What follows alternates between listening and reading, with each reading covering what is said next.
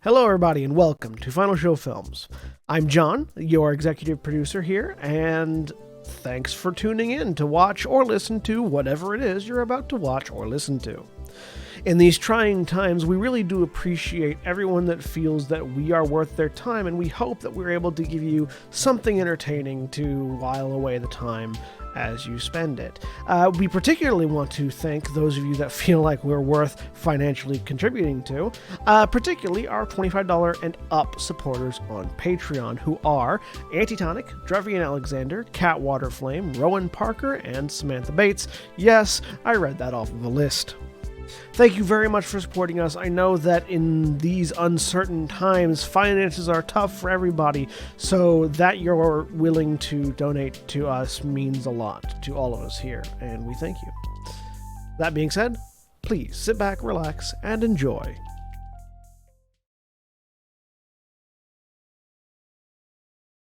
My girlfriend is in the same line where And she's we're not- live. You're supposed to Sorry. give people a warning. No Nikki. No warnings It's here. fine. It's fine. Now we're just gonna slip feet first into everything. Hi everybody, welcome to Final Show Films and the first ever bi-weekly one-shots. I'm your host and dungeon master Nikki on this exciting voyage. Literally, because we're about to get into some pirates and it's going to be a great time. This is our cast for the evening, so if everybody starting with Miles, I'll call your name out. Just say your name, where people can find you on any of your social medias, and who you'll be playing tonight. Don't worry, we'll get into character descriptions once the game actually starts. But yeah, Miles, take us away. Hi, I'm Miles, and you can find me at Mexi_Miles on Twitter. And tonight I will be playing Feliz. All right, and John. I'm John. I'm at John A. Bates or at Final Show Films on Twitter. I'll also be your mod in the chat for the evening, so you are being watched. I'm playing Leon Cervantes and Black Lives Matter. Hell Yes, yeah. they do. And Shannon. Hi, I'm Shannon Strucci. You can find me on Twitter at Plenty of Alcoves. I'm also the film correspondent for Struggle Session, and I'm a player on Critical Bits, and I'm playing Sydney Sharp, and of course, Black Lives Matter. Hell yeah. Oh, this is great. Joel? I'm Joel Rez. I'm playing Gilbert Gallagher, and I am the host and GM of Critical Bits. You can find me at Critical Bits, at Critical Bitcast for the show, and then my personal one, which I just streamed a bunch of dumb stuff, is Joel W. Ruiz. And I also believe Black Lives Matter, but I'm going to throw it in ACAP, just for fun. Yeah. I support this so much. We I feel support now that left out. here. I didn't know we were going to be doing that. Oh, no, this is absolutely what we're Who about here. knew? No, I did that just because Nikki's the one that does that on a Thursday game, so And I appreciate I did that it. just for her. I appreciate it. Yeah, let me just Catherine. retroactively drop a Black Lives Matter. Hell yeah. Drop Wait, it. just backtrack. Catherine. My name's Kat. Yeah, You're good. I'm my sorry. name's Catherine Barson. Hey, can I talk now, guys, please? Sure.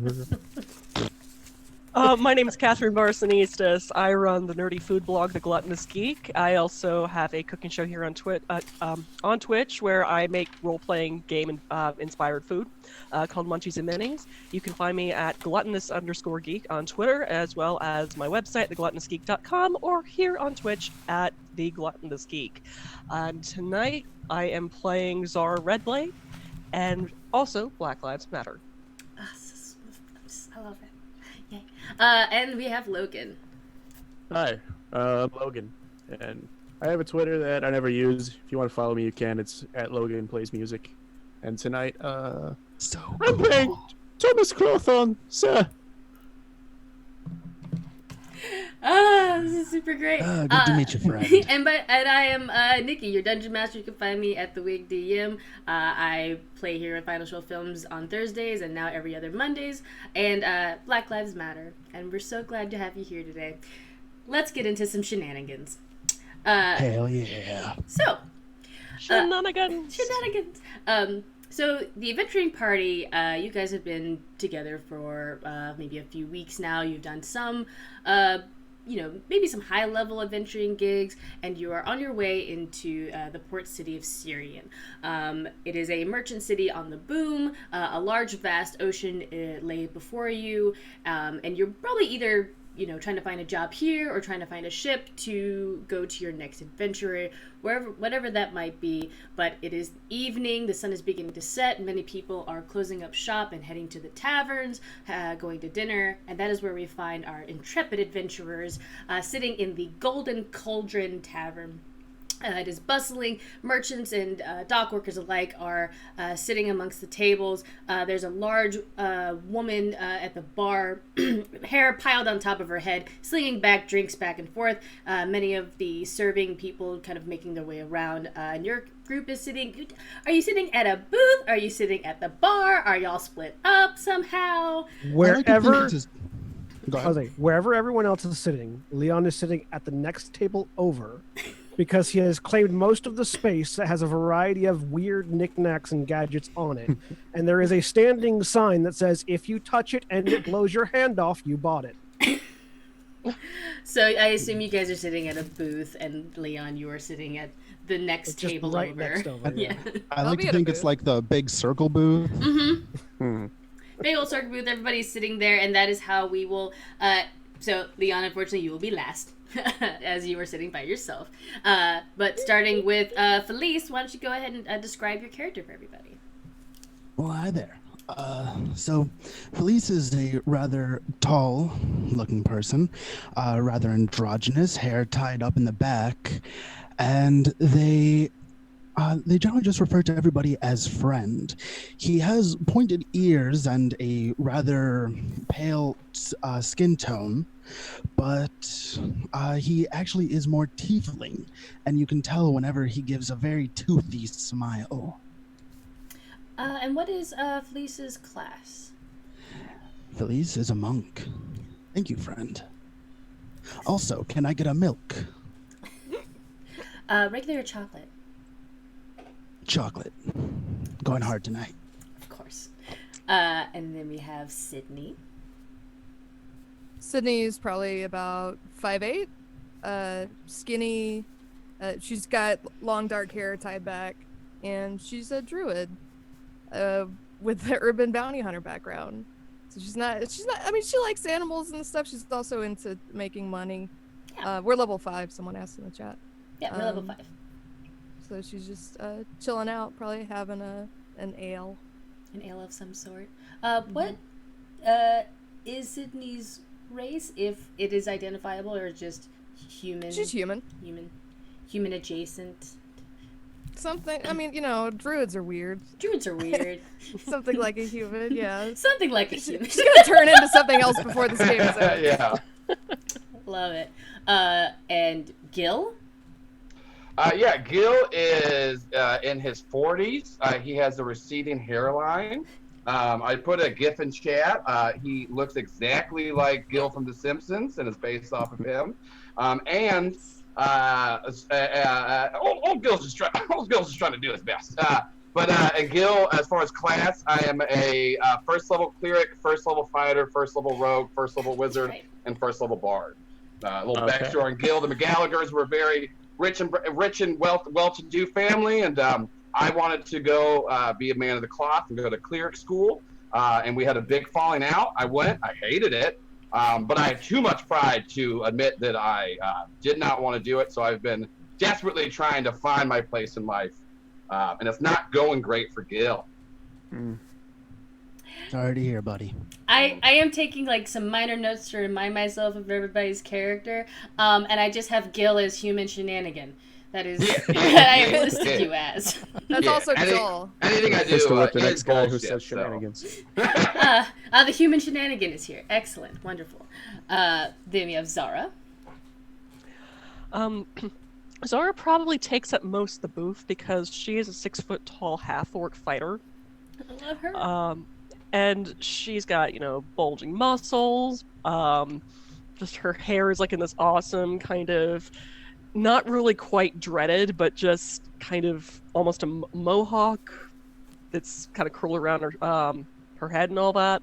And she was a former mercenary who had gotten married, settled down, and had a couple of kids with her wife. Yes.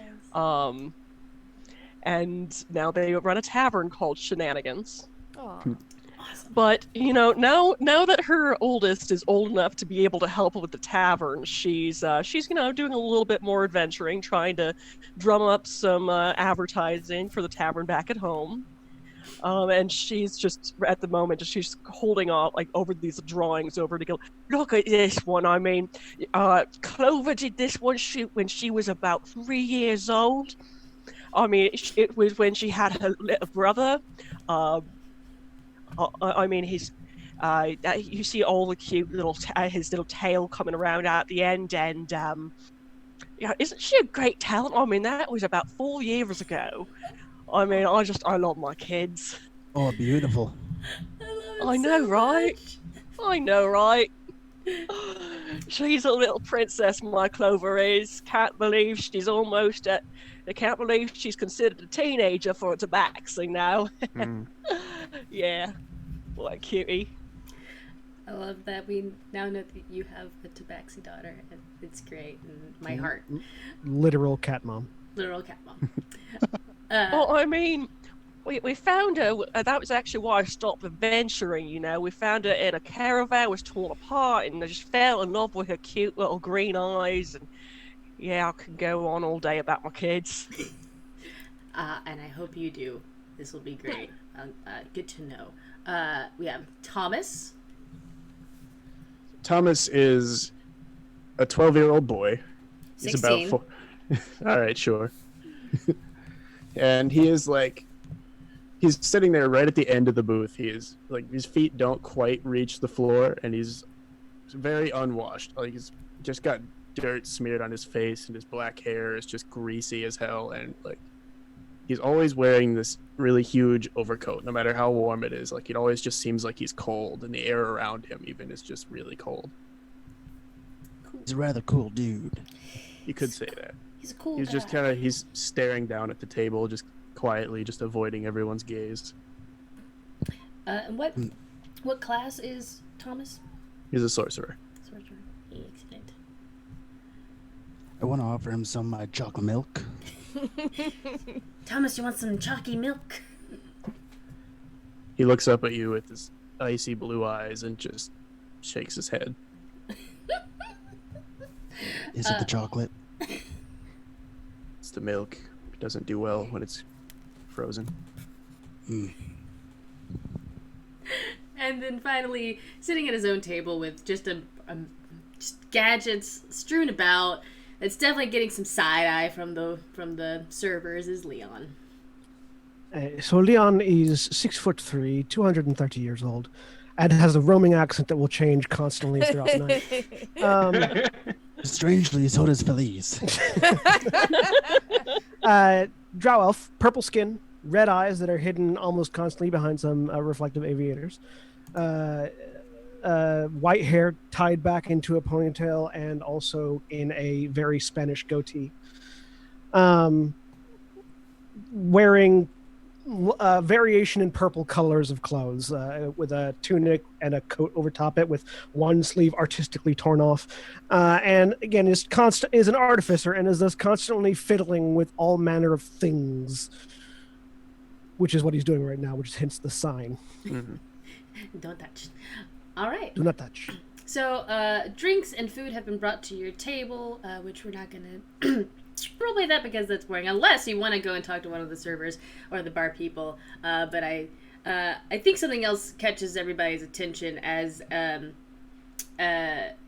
there is a small ruckus at one of the tables, very little ways away, kind of on the other side of the tavern. You see a small man with a wide brim hat and a cloak, standing at a table of what you could probably assume are other adventurers, but maybe they're not as decorated as you all. But you see this short figure speaking to them, and you see one of the people get up and go for his sword and says, "We don't want any of your business here, dude." You see the person like raise their hands. You can see these gnarled little green fingers kind of hold their hands up and like, I'm sorry, I didn't mean to disturb you. Just thought I'd ask. And you see this person move over to another table and begin trying to talk to them with not a whole lot of success. Seems like this table is just blatantly ignoring him. Can Felice walk up to the table that he had just left?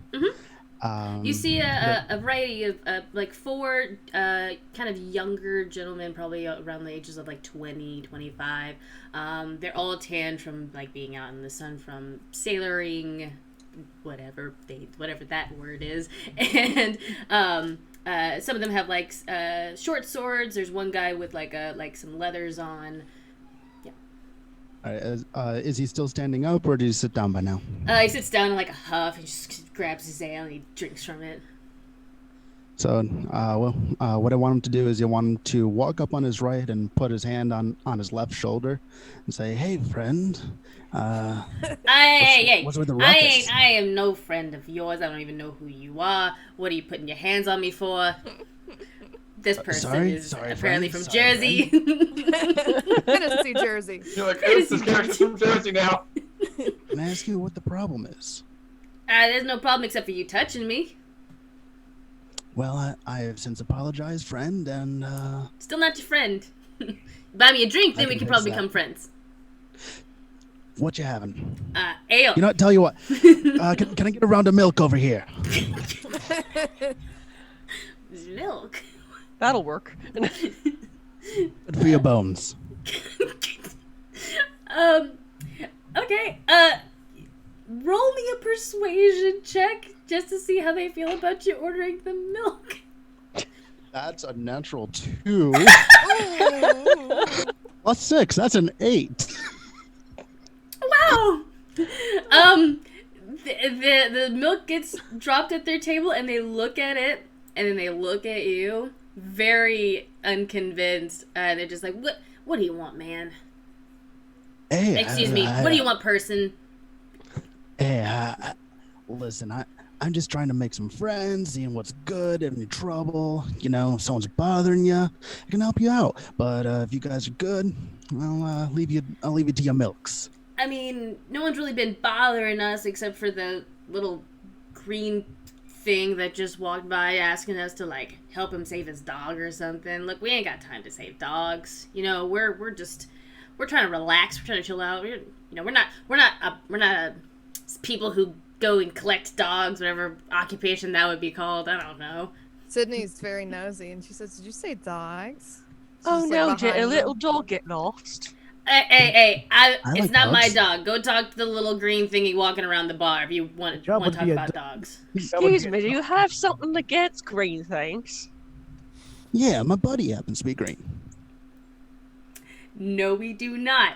At all, in fact. That's what I thought. Now, what do we say to people that we insult? What do we say? I would just sorry? like to give a little scowl. That's better. That's much better. Now, next time you mean it. Yes, ma'am. And then, all right now. Now drink your milk. It'll make you grow big and strong. They were not going to they were going to leave this milk there, but as soon as Zara tells them to, they immediately pick their glasses up and they drink their milk. Like good boys. Get strong bones. All right, so what you say we go over to that little guy? I'm willing to help any lost dog, eh? So yeah, you see the small berimmed robed individual moving away from the table that was not giving him the time of day, and he goes and he clambers up on a bar stool and sits down at it when you guys approach him. Are they all finished with their milks? Yes, they finish the milks very quickly. It's important. We are And very, I- very concerned with our calcium. Vitamin D. I'd like to order another milk and then just walk over to a little buddy and Is the orc or half orc? Half orc. Half orc. Mhm. You want to go see what's up? Well, sure. I think he looks a bit sad. Could always use a bit cheering up. Yeah. You know, I'll order this one with chocolate. That's a good idea, that is. Everyone likes chocolate. Oh my god. Indeed, they I do. remember when they invented chocolate. Oh my gosh, my youngest Higgs, he loves chocolate. I mean, he just gets all of his white fur all covered in chocolate every time he's given chocolate milk. I mean, That's it's adorable. the cutest thing. I know, No, right? I think that was in one of the drawings you were showing us. Yeah. I mean, he's getting big though. Oh my god, he's gonna be almost as big as his mama when he gets older. I mean. All right, let's go help that poor goblin there. So you guys walk up to the bar to what you can now see is the back of a big old green head that pulls off this wide brim hat and sits it on the counter, and you hear him just say, "Brinsma, I don't know what I'm gonna do. No one wants to talk to me, and I don't know if he's still on the ship." And the very large bartender says, "It's all right, Scott. Somebody look. There's, hey, are you guys adventurers?" Yeah. Well, certainly we are. All right, Thomas is going Scuzz, to why don't cast you talk to them? prestidigitation at that bartender. What? Thomas is going to cast prestidigitation at that bartender. It's What- just going to make the air around him just freezing cold for a second. She. Sure. Oh, okay. So you make the air around her like a brisk wind kind of blow past her. She seems unaffected by it. She's a strong woman. Yes, she is. The ability to withstand slight breezes. I mean, usually there's a reaction or something. You hit old Gil with a light breeze, he's going down. So Fair. It's a fair. draft. So the goblin turns to face Felice and Zara, and you see the wide-eyed face of what was referred to as Scuzz, and he looks at you two and he goes, "Hi, my name's Scuzz. Are you guys actually adventurers?" Hi there, friend. I don't know much about adventure. Oh my god, are we friends already? I do love making friends. Hey, I tell you love what, making- you, yeah. you Go want ahead, some chocolate talk. milk? These guys make chocolate milk. They make chocolate milk. It I is fantastic, love some especially chocolate if you get milk. some whiskey in it too. Whiskey milk. Never Uh-huh. had whiskey milk. Mess Oh, with that chocolate. sounds delightful. Well, I would greatly appreciate the milk. I'm not drinking right now though because I'm oh, that's right. And you watch him pull out from his pocket like a little folded piece of paper, and he opens it up and he says, "Excuse me, adventuring parties, ma'ams and sirs or others. My name is Scuzz Tea Buckets, and I am in need of help rescuing my dog Scum. He was taken earlier today by a pirate lady named the Iron Maiden, and I need to get him back." Flips the card. If you help me get back my dog, I am an apprentice to a merchant that is in town, and it is his wares that were stolen. So if you help me get back my dog, I'm sure my boss could get you guys some cool adventuring items. yeah, Gil seems pretty interested once this goblin says he's an apprentice, and Gil's like, maybe instead of some furs, maybe think is there another apprenticeship open there? Gil's always trying to look to get his foot in the door. Oh yeah, sure. You don't have to get your foot in the door. That just sounds really painful. Wait, did you Really say that? does. Did you say that your name was Skies? Yes, Scuzz Yeah. and Tea Buckets. Right. But you can just call me Scuzz. Do you happen to know? She's a fine lady. Her name is Queefy Brownthumb. I do know her. Oh my god. She makes the best brownies, doesn't She she? does make the best brownies Is and that the where best she's called brown churros. from? Oh no, she's a druid. I mean, mostly kills things off by accident, but she's a great cook. Oh no, she's great. I miss her. I should write her. Yeah. Yeah, I you love should. everything about this. Oh my god, no, I'm picking up your accent. Yes. Welcome to Nikki's curse. Every time Nikki does an accent, everyone else just immediately, suddenly sticks really to is. it. Well, any friend of Queefy's is a friend of mine, and not to mention you got a little lost dog. Let's go. Well, it's not lost. He got taken by. Oh, that's even worse. Yeah. Oh, yeah. Let's go save a puppy. Well, I mean, that's heroic, right? Well, wait. There is some information that you need to know about this mission if you do agree to accept it. Is it just you guys? You 3, 4?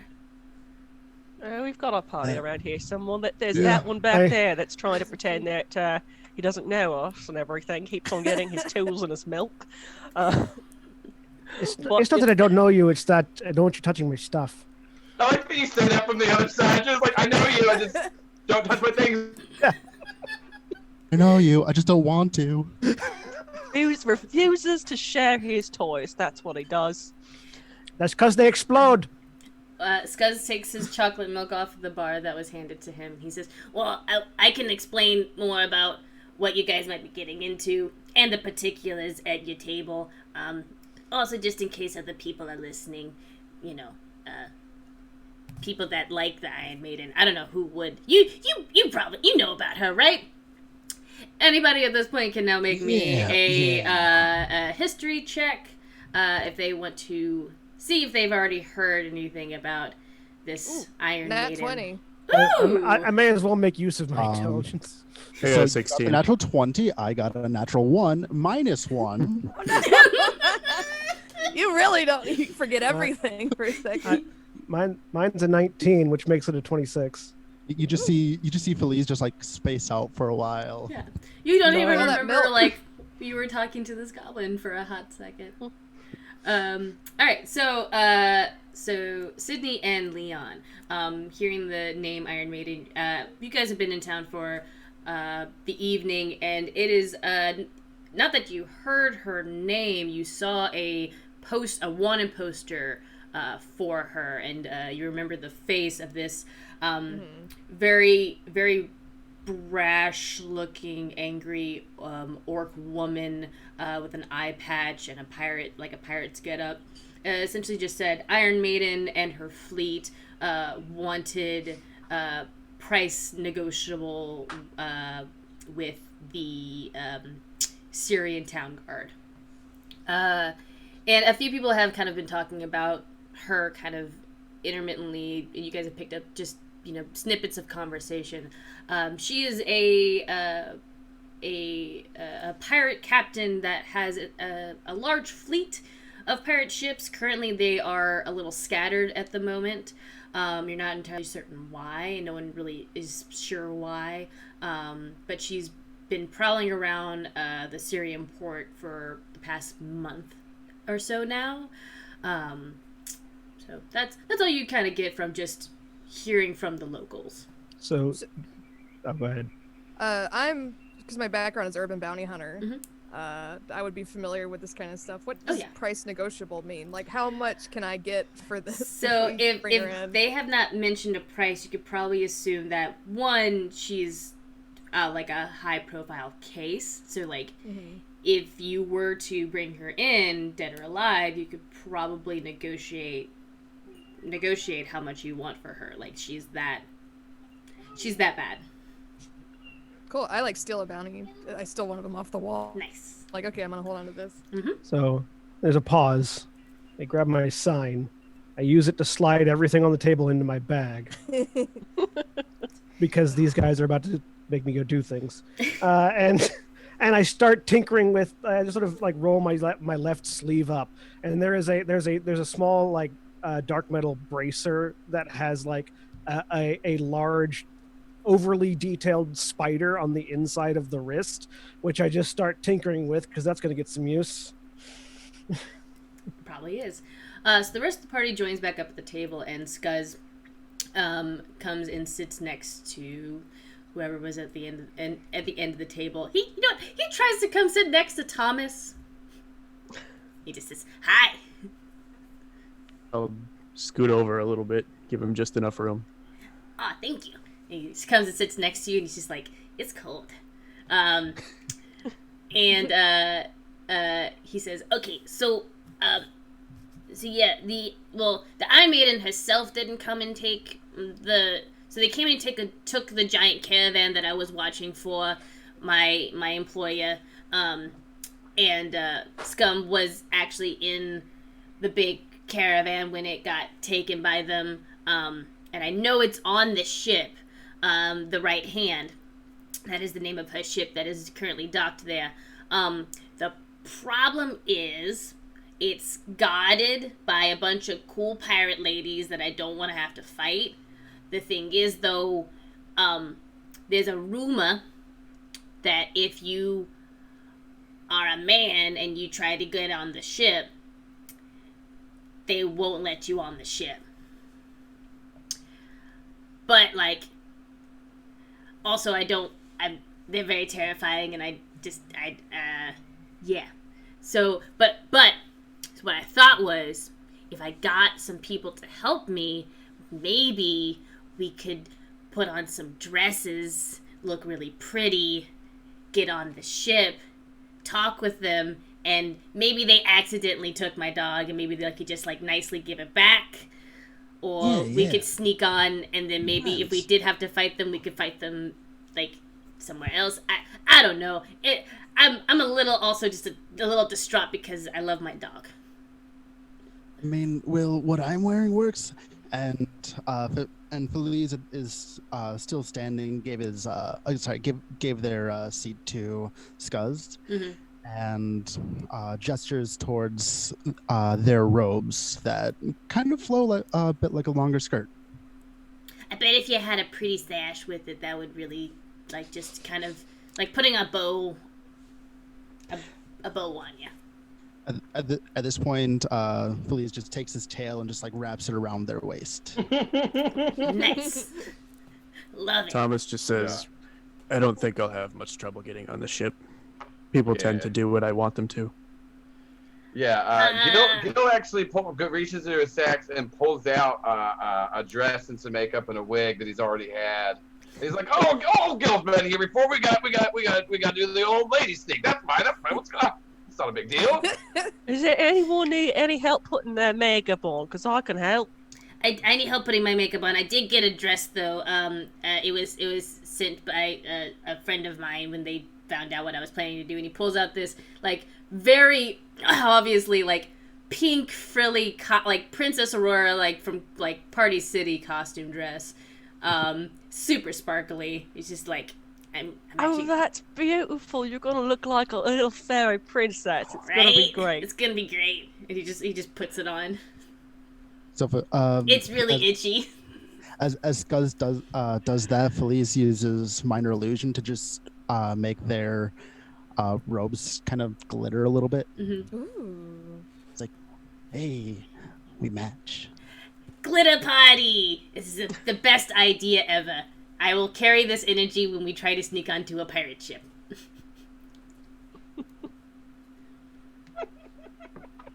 All right, so where are we going? There was a very slight, like, just sort of at the mention of needing help applying makeup.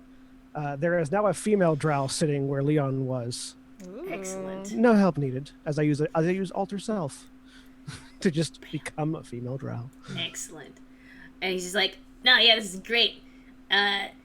Okay, Thomas, if so, you're planning on being really, really sneaky, or maybe we could, like, hide you in, like, a circle, or you're just gonna be really, really, really, really good at hiding, I guess. I'm just gonna be really good at getting on the ship. If you try to use pass without trace, if the rest of us want to go stealthy. Oh yeah, we could have, like, the first team, like, distract them and get on the ship in our pretty outfits, and then the other team can be much more sneaky and come in from another side. If you try to control their minds, Thomas, and it doesn't work, then we'll have to end up fighting anyways. So just be warned. Gil's down to be a part of distraction. See, a lot of time Gil always gets put in the front lines of things. So Gil's used to this. This is fine. And at this point too, I've already been putting my makeup on. I'm not great at it, but I'm not ashamed of my skill level though. That's the thing. You definitely like used a very bright blue eyeshadow that isn't quite covering the eye all the way, but you're doing your best. Yeah, like my base like foundation does not match my skin tone whatsoever. You didn't bring it all the way down to your chin. I do not know how to blend in my cheekbones whatsoever. I will say though, like my cheekbone rouge game though is on point. That's the only thing I'm good at. If you got one thing and you know how to do it, it's really good. Yeah. Also the outfit hasn't changed at all because no one tells me my outfit isn't good enough. No, of course not. Cool. So you all have a plan kind of in mind. You look great. Those of you who decided to get pretty-fied. Love it. And then Scuzz leads you all down to the docks. No one stops you guys as you make your way down to the port, and he points out to a very large, like purple heart colored ship. Its mast is currently down, and you can see in beautiful golden handwriting the right hand written on it. And as you walk forward, if people want to give me a perception check, those of you who do not have dark vision do have disadvantage. Is it dark out? Yes. Good. I can take off the sunglasses. 7. John, you had glasses underneath your glasses. That's how I roll. You're like double agent over there. Sorry. 14 on that perception. That's another 7 from me. That's a 3. Well, we're not perceptive. Two makes 5. So I got a 15 and a 17. Oh, guys, look, the ocean. I do have superior dark vision though, so I'm not seeing anything out to 120 feet. Yeah. I mean, like, you can see. It's just, you're just like, that's a boat. I see that boat really good. I see a boat way out there too. Yeah. Thomas, No one what'd else you can get? see that boat. I don't see it. I don't see anything. I got a 7. You and me both. Thomas, did you roll? Yeah, I got a 14. Okay, thank you. I just couldn't hear you. All right, so Gil and Thomas, you not only see the ship, you also notice that there are 2 figures at the that are kind of like walking along the ship, supposedly guards on the ship. You can't really make out like what they're wearing necessarily. You can just definitely tell that one is much taller than the other one, a very like lither figure with long hair, and the other one is much shorter with like a very high ponytail, and like you can kind of see the beginnings of a longbow kind of strung on their back, but again, can't really tell from this distance and with those numbers. But you see 2 people on the ship. Yeah. I like try to convey that to the group. The rest of the group that's just looking at the wonders of the open sea, just being like, you can see it curve if you look further enough. It's very beautiful at night. Yeah, I think we got some company coming. Yeah. Oh no, I don't see the curve. It just all kind of blends together. They're just on the ship. They're just on the ship. Yeah, they're not. Okay. They're not. Okay, I just alert them that like that might be some guards as we're getting up. So. Well, it is a pirate ship. One would hope there are guards. Or pirates. Pirate guards. We're all dressed as women, but what exactly is our plan here? Just walk up the gangplank and ask really nicely to take a look around? Yes. Well, that's a fun idea. Yeah. All right, all in favor? Raise your hand. I mean, that's the polite thing to do. As you all are asking all in favor, raise your hand. Gil is going to attempt to give a business card. Oh, you're already going. Everyone's like talking about we're going up, and so we're just gonna go talk. And so Gil's just trying to let him know he's got some, or let him know that Did you take Gil's like got a some Sharpie stuff, and change? Is your name still Gil on it? It's Galena. Galena, yeah. Galena. Gilly? It really fits though because all my business cards, I keep having to cross out what my job is every time and rewrite it. So I'm glad they're you're so expensive. prepared for any any unforeseen circumstance. I love it. yeah. Did I get my sticky notes? John or Nikki? I mean, I assumed that you and John had talked about that in a separate channel, Yes, and I you just have said some you sticky you notes. can have it because the idea of your characters being like, yes, of course we have talked about having some magical sticky notes is beautiful and great, and I love it. And I can't wait to see how that's going to come up. Me too. Now. So Scuzz and any of the other people who want to just walk onto the gangplank and not be stealthy, you do guys it, are whatever. doing that. Yep, Those who that'll- are being stealthy, what are your plans? Who all is actually being stealthy and not following the pre-party? Is it just I think I'm just Thomas, gonna or- try to blend in with the group. And but before Felice walks up, they're going to use disguise self just to give their chest a little bit of an extra bump and let their hair down. Absolutely. Let your hair down. That's what I'm we're just think- gonna I think- slip off my big coat and just try to slick back my greasy hair into a short ponytail. Oh, I can't. Yeah. Being I- 16, I feel like could be kind of androgynous if I choose to be. I think the stealth plan was proposed and then immediately forgotten about. In Galena's defense, I was always part of the distraction team. Oh no, absolutely. But I do like everyone else. Like, all right, let's just go walk up. Did any of us create a stealthy character? I did, know.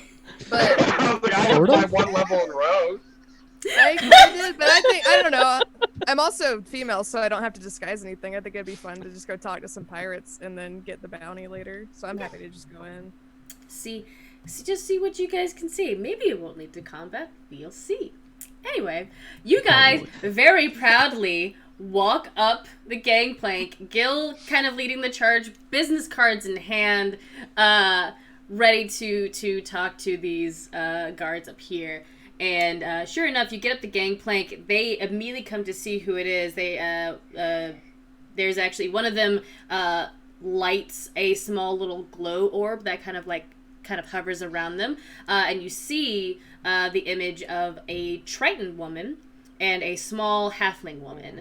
They are wearing leathers. The Triton woman has what looks to be like a collapsed Triton on her hip, and the halfling woman has like a short a bow and arrows. And they see you guys walking up, and they go, "Hi, how can we help you?" Nice to meet you, Galena McGallagher. I'm here for all services. You need me to, whatever you need. I can do a little bit of prayers. You want me to do a little bagpiping? Yeah, I can do. If you got some things maybe I can stab somebody. Whatever you need. I'm here, and I'm here by myself. And I turn around like I'm with my companions.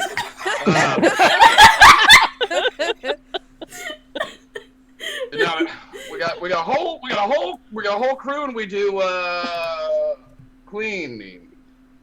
I'm Cleaning. a pretty good cook. I mean- cooking and I said stabbing too, so we stab. I'm a druid and I want to be a pirate. Anyone want to help? Oh, we all want to be pirates. That's it. Yeah. Yeah, pirates. Yeah. I put my shades back on, even though I don't need them.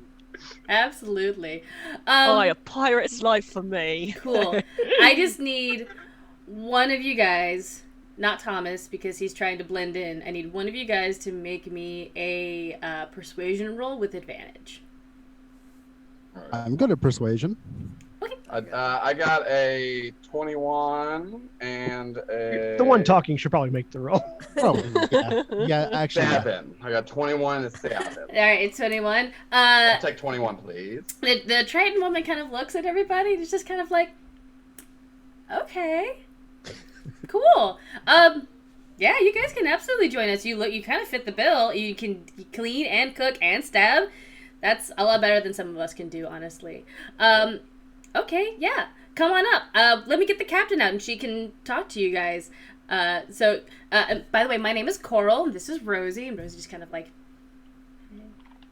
and they let you onto the ship. Coral goes to go get the captain, and you all are just you are now standing on the main deck of the ship. Are we alone on the ship? Rosie is still with you, and she's just kind of like, she's the little halfling. She's just kind of like, so what are you guys' names? You see me? What are you ladies' names?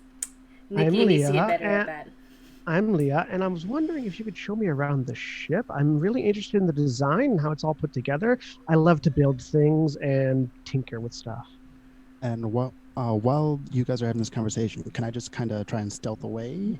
Yeah, if anybody is trying to stealth away, who is all trying to stealth away while Rosie is distracted by... I'll try to distract her. I'm Aunt gonna be Zara. doing like a druid craft, just like making plants. I'm like, I can do this and I can do this. And I can do this, and I can do I'm getting at my bagpipes. It's been a minute since I played them, so I'm just trying to get some of the rust off. I'm trying to stop the bagpipe. I know they're a great distraction. But I'm like, God, not again. I just like the idea that I step forward, have a very simple conversation, chaos happens behind me. So that was a natural so 20 on my Rosie stealth is- check. So I like to think that I go, I can do this, and as soon as she blinks, I'm just gone.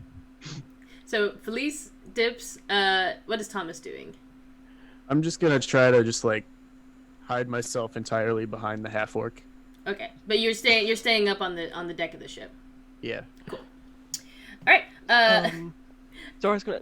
Rosie, is it right? Yeah, my- that's me. My name's Dora Redblade. It's nice to meet you. Oh, this is a really nice ship. This is. Quick question: do you ever hire out as family crews or anything like that? Oh, because let me tell you, this is really nice, and my wife and kids would absolutely love going out to sea at some point for vacation. I don't think the captain lets any of the ships be used like that. Though we do have maternity leave, so like Oh. if you need to like leave because you got pregnant or want to start a family, that's fine. But you probably shouldn't bring kids on a pirate ship. Well, I mean, my oldest, Clover, she's about 7 years old now, and that's like almost adult, or halfway to adult age in tabaxi years. Well, I mean, she's really nimble, really likes to climb on things, I tell you. Let me show you this picture she drew of her brother. Isn't it pretty? The oldest You're old enough to work the bar. successfully 7. You're successfully distracting her with tales of your children and bagpipes and talks of the ship. Felice, you there's a door that leads down to the lower decks of the ship, which is open. Beautiful. So you make your way down there, and there's a couple of doors down the hallway, about 4, 2 on your right and 2 on your left. So first, I just want to look for maybe a kitchen. Yeah, that's actually right behind you. Oh, perfect. There's perfect. there's not a door there. It's just an open area down there. Alrighty. So is there anybody in the kitchen? Not at the moment, no. All right. I would like to just go through the cupboards and see what kind of spices they have and things like that. I totally thought he was going to go for milk. Me too. Me too. Well, you gotta see how you get the spicy milk. You know, you Yeah. gotta spice up I the gotta milk. make horchata. Yeah. So yeah, you find cinnamon, cumin, turmeric, paprika. Like it's actually a pretty well stocked cupboard of spices. So the cinnamon and the cumin, I just want to switch their labels. Gotta go do some pranks. Gotta do some pranks. Same thing for the salt and the sugar. Wow, that's cold. Brutal. Brutal. Someone's gonna make some brownies later, and it's gonna be a bad time. Salty and spicy. It's gonna be super bad. All right, you have done your spice prank, and while you are methodically changing the labels, the door to the cabin up top opens up, and out walks the very large orc woman. She has as her picture on the wanted posters showed, she's large and imposing, an eye patch over her eye, over her right eye, and there on her hip she has both a cutlass and a sawed-off shotgun. As she walks forward and sees this gaggle of group in front of Rosie. She just says, "So I hear you want to join my crew, is that correct?" Yes. Yes, ma'am. I'm all up for a new adventure. Well, Gillian McGallagher, sir. We hear some bagpipes. I got a nice religious hymn that I did a little. I've done some fun things with. If you're familiar with the original one, I try to start playing bagpipes. Roll me that performance check. I'm sorry, everybody. I'm terrible. No, this is great. I mean, you're playing bagpipes. That's a given. I hate you. Ooh, dang, Gil is rolling hot. I got 24. Wow. It's a pretty solid jaunt. Even like Rosie's kind of tapping along, Coral's kind of swaying. The Iron Maiden kind of like nods. It's like, that's very nice. It's just It's a beat you can roll to. Our current bard is asleep at the moment, but I think you and her might get along quite well. She won't be asleep for long. I was just about to say that. She probably just woke up from that. Yeah. Well, if you are interested in joining my fleet, there is a bit of business that actually I was about to go and do. Be nice to see how well you all take to a little bit of piracy, and if you do all right and you live, we can see about making you permanent. What do you say? Sure. I'm down. Promises Yarg. I'm just over here silently thinking this spell only lasts an hour. The Iron Maiden says, "What I need your help with is helping me get back my ship's heart from the Thieves Guild. A man about a month ago came onto our ship and stole it from us for a high price from the madam, the leader of the Thieves Guild, and I want it back. So if you help me retrieve it, I'll get you a ship, and you can join my fleet." Your ship's heart? My ship's heart, yes. It is the magical item that not only helps the ship's guide itself, it connects all of my fleets together. And without it, we are unable to keep in contact. It is also very precious to me. I would like it back. Understandably so. I'd be happy to help.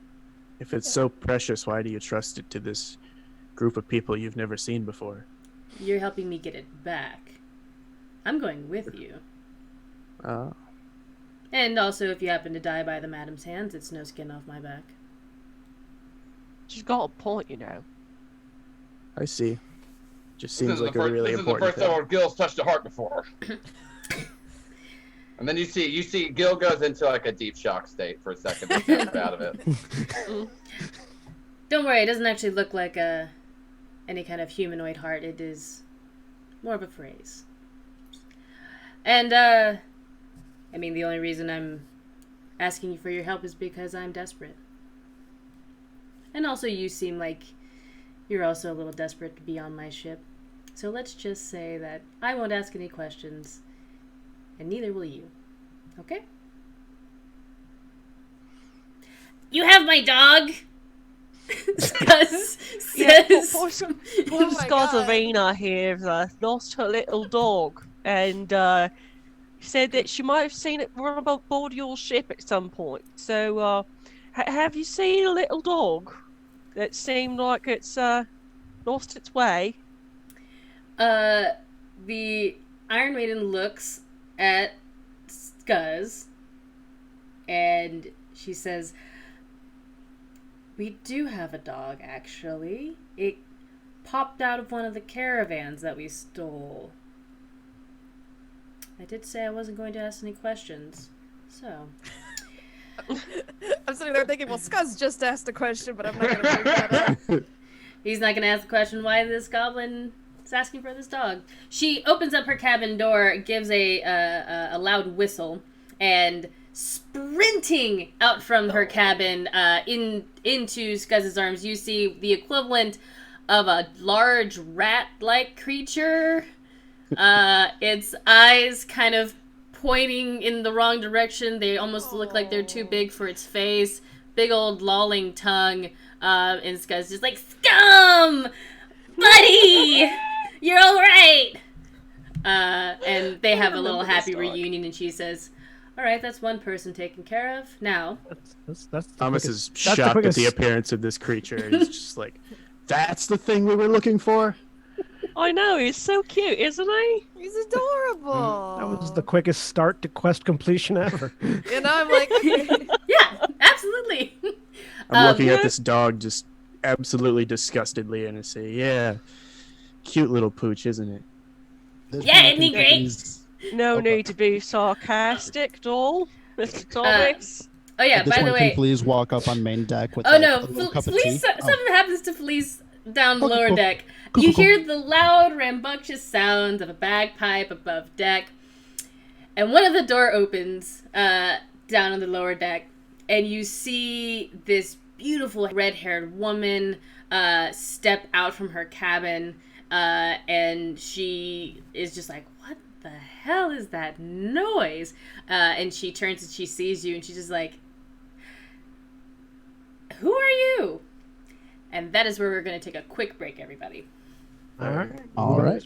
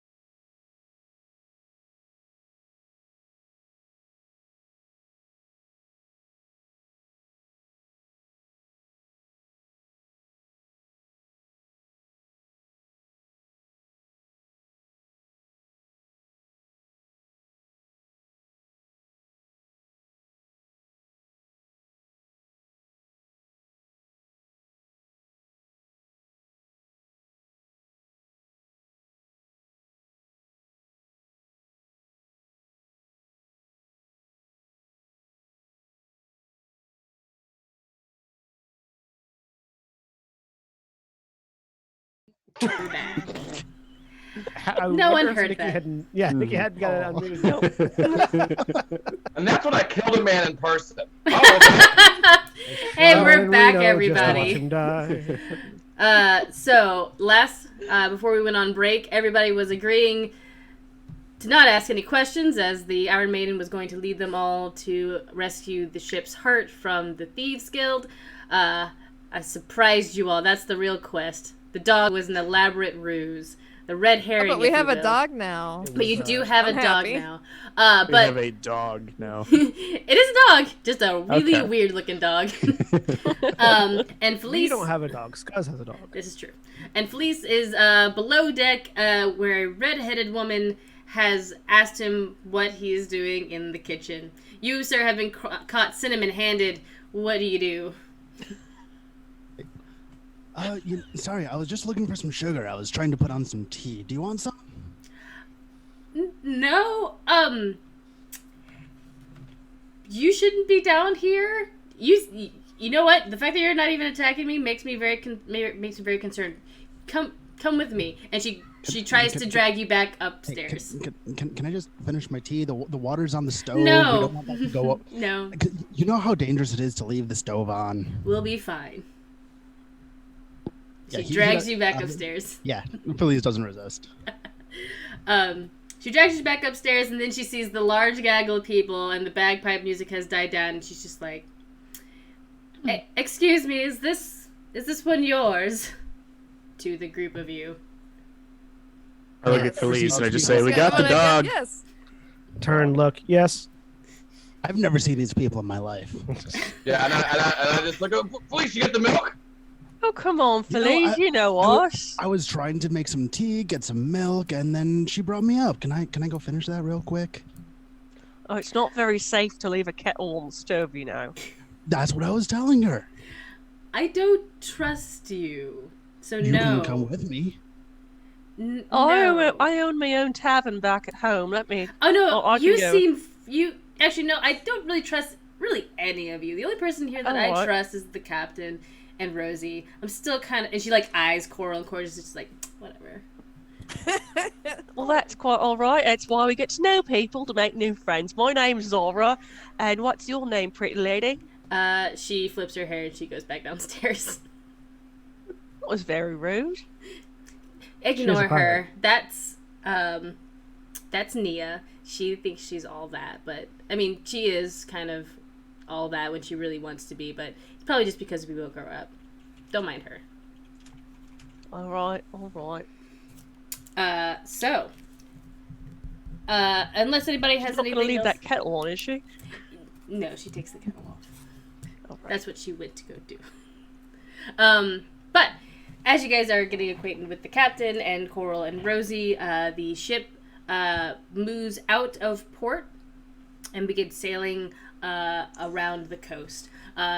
The moon rises up into the sky. It is the dead of night as you all you sail for maybe like a good hour before you reach this like small cave like entrance on the side of these cliffs. So in the middle of that hour, Yeah. my alter self stops. Yeah. I think it's fine at this. Oh yeah, no, yeah. Your alter self. You shift back into Leon, and the captain kind of looks at you and just says, "Not gonna ask any questions till we get that heart back." That's what I promised. It's probably a good plan.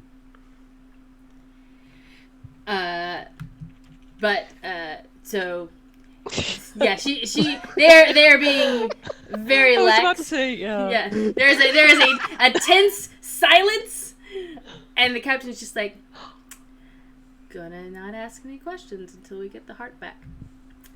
You don't know how I identify. I mean, you see, Leona here. She's a bit of a were lady. Only I a look lady up. Is with it a full moon? It's Moon. like it's like a quarter moon. Depending on what. Yeah. You know what? It's a full moon. Yeah. I was bit by a rabid drow male. I nod as if this is the most like this makes sense, and I know This is not the is first time you've yeah. heard this story. Just matter of fact, yeah, that's just their life.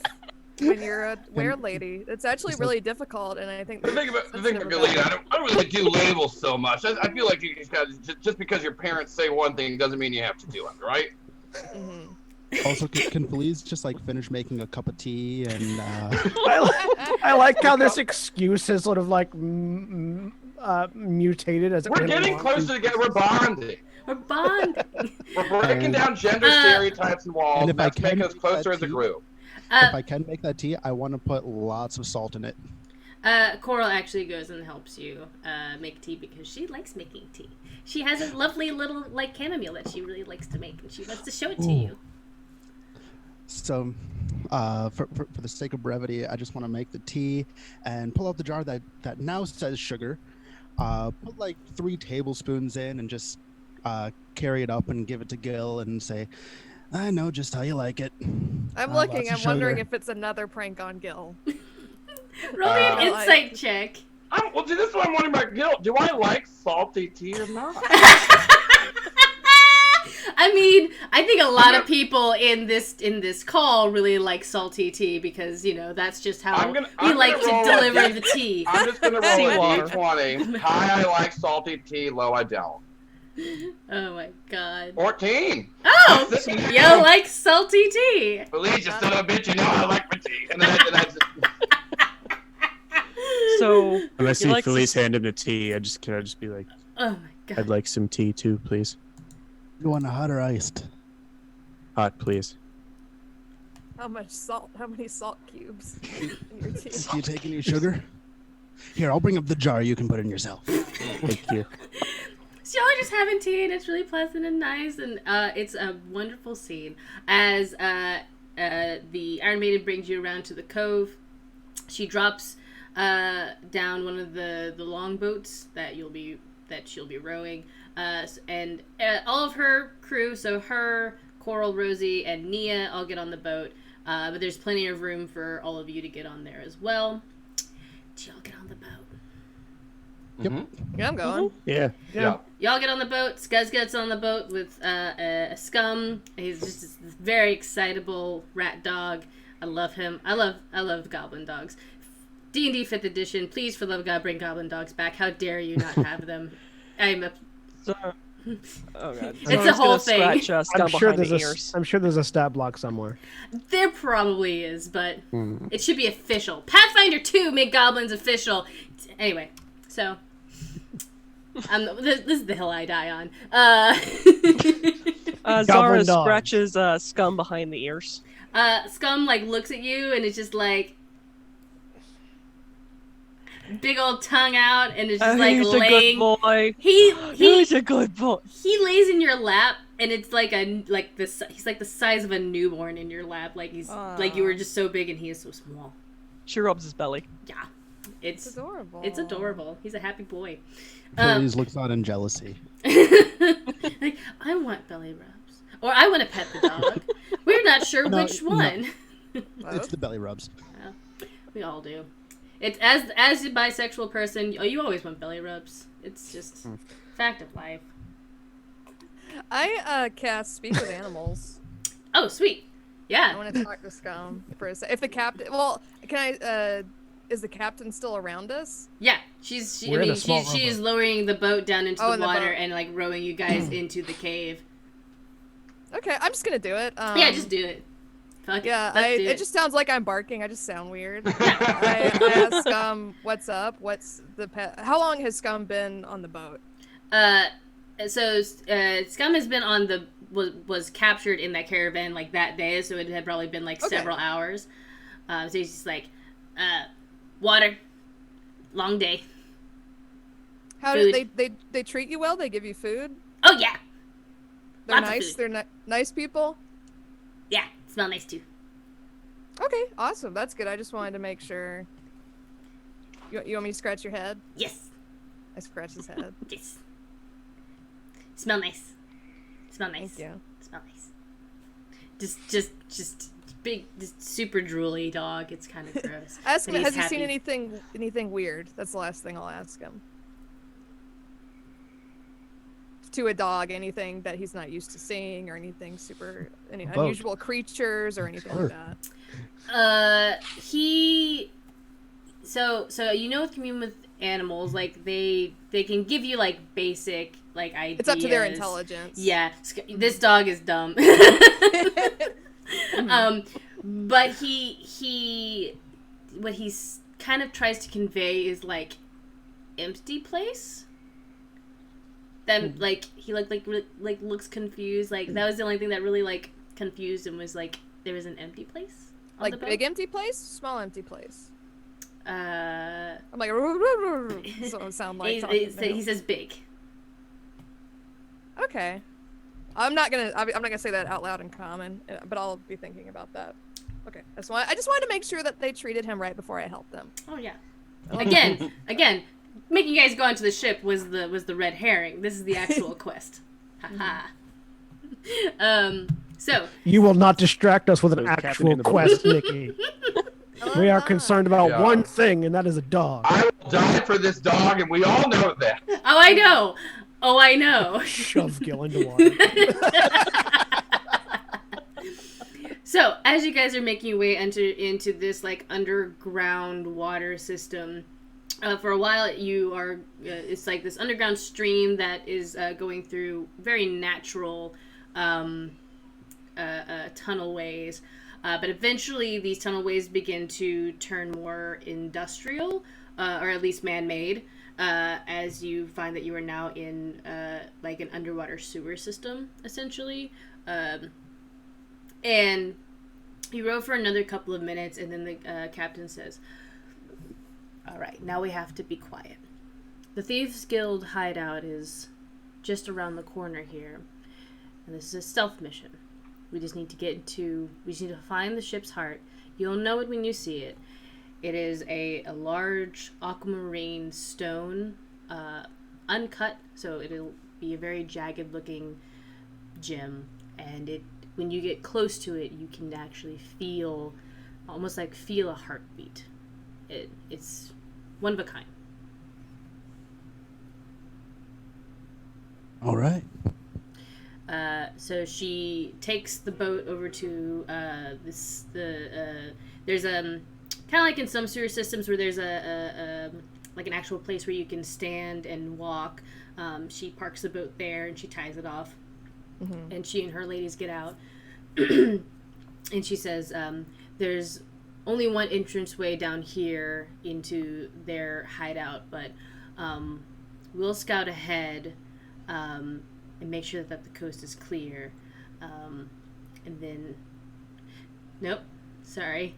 That's not what she says. She says, because she's not nice, you all are going to scout ahead and make sure that the coast is clear. And then we'll come in after. Well, I'm I gonna keep cast forgetting Pass Without. which NPCs I'm playing, sorry. Oh, you're fine. Pass Without Trace. I'm putting the text of it in chat. I know Pass Without Trace. 30 feet around you, everybody, up to 6 creatures get, I think it's 6 creatures, a plus 10 to their stealth. Mm-hmm. And it's concentration, but it lasts an hour. Yeah. So Oh, nice. I'm gonna be working on that. I think you could choose a number of creatures. I think the Is it- only oh, 6 no, creatures that was just for your... Yeah, no, that's right. It's Yeah. pretty much anybody that's within that 30-foot Yeah, radius. that you choose. Mm-hmm. I'll just choose everybody and the dog if I can. Oh, yeah. That might have been the specific restriction on the Earth Ganassi version, Mm-hmm.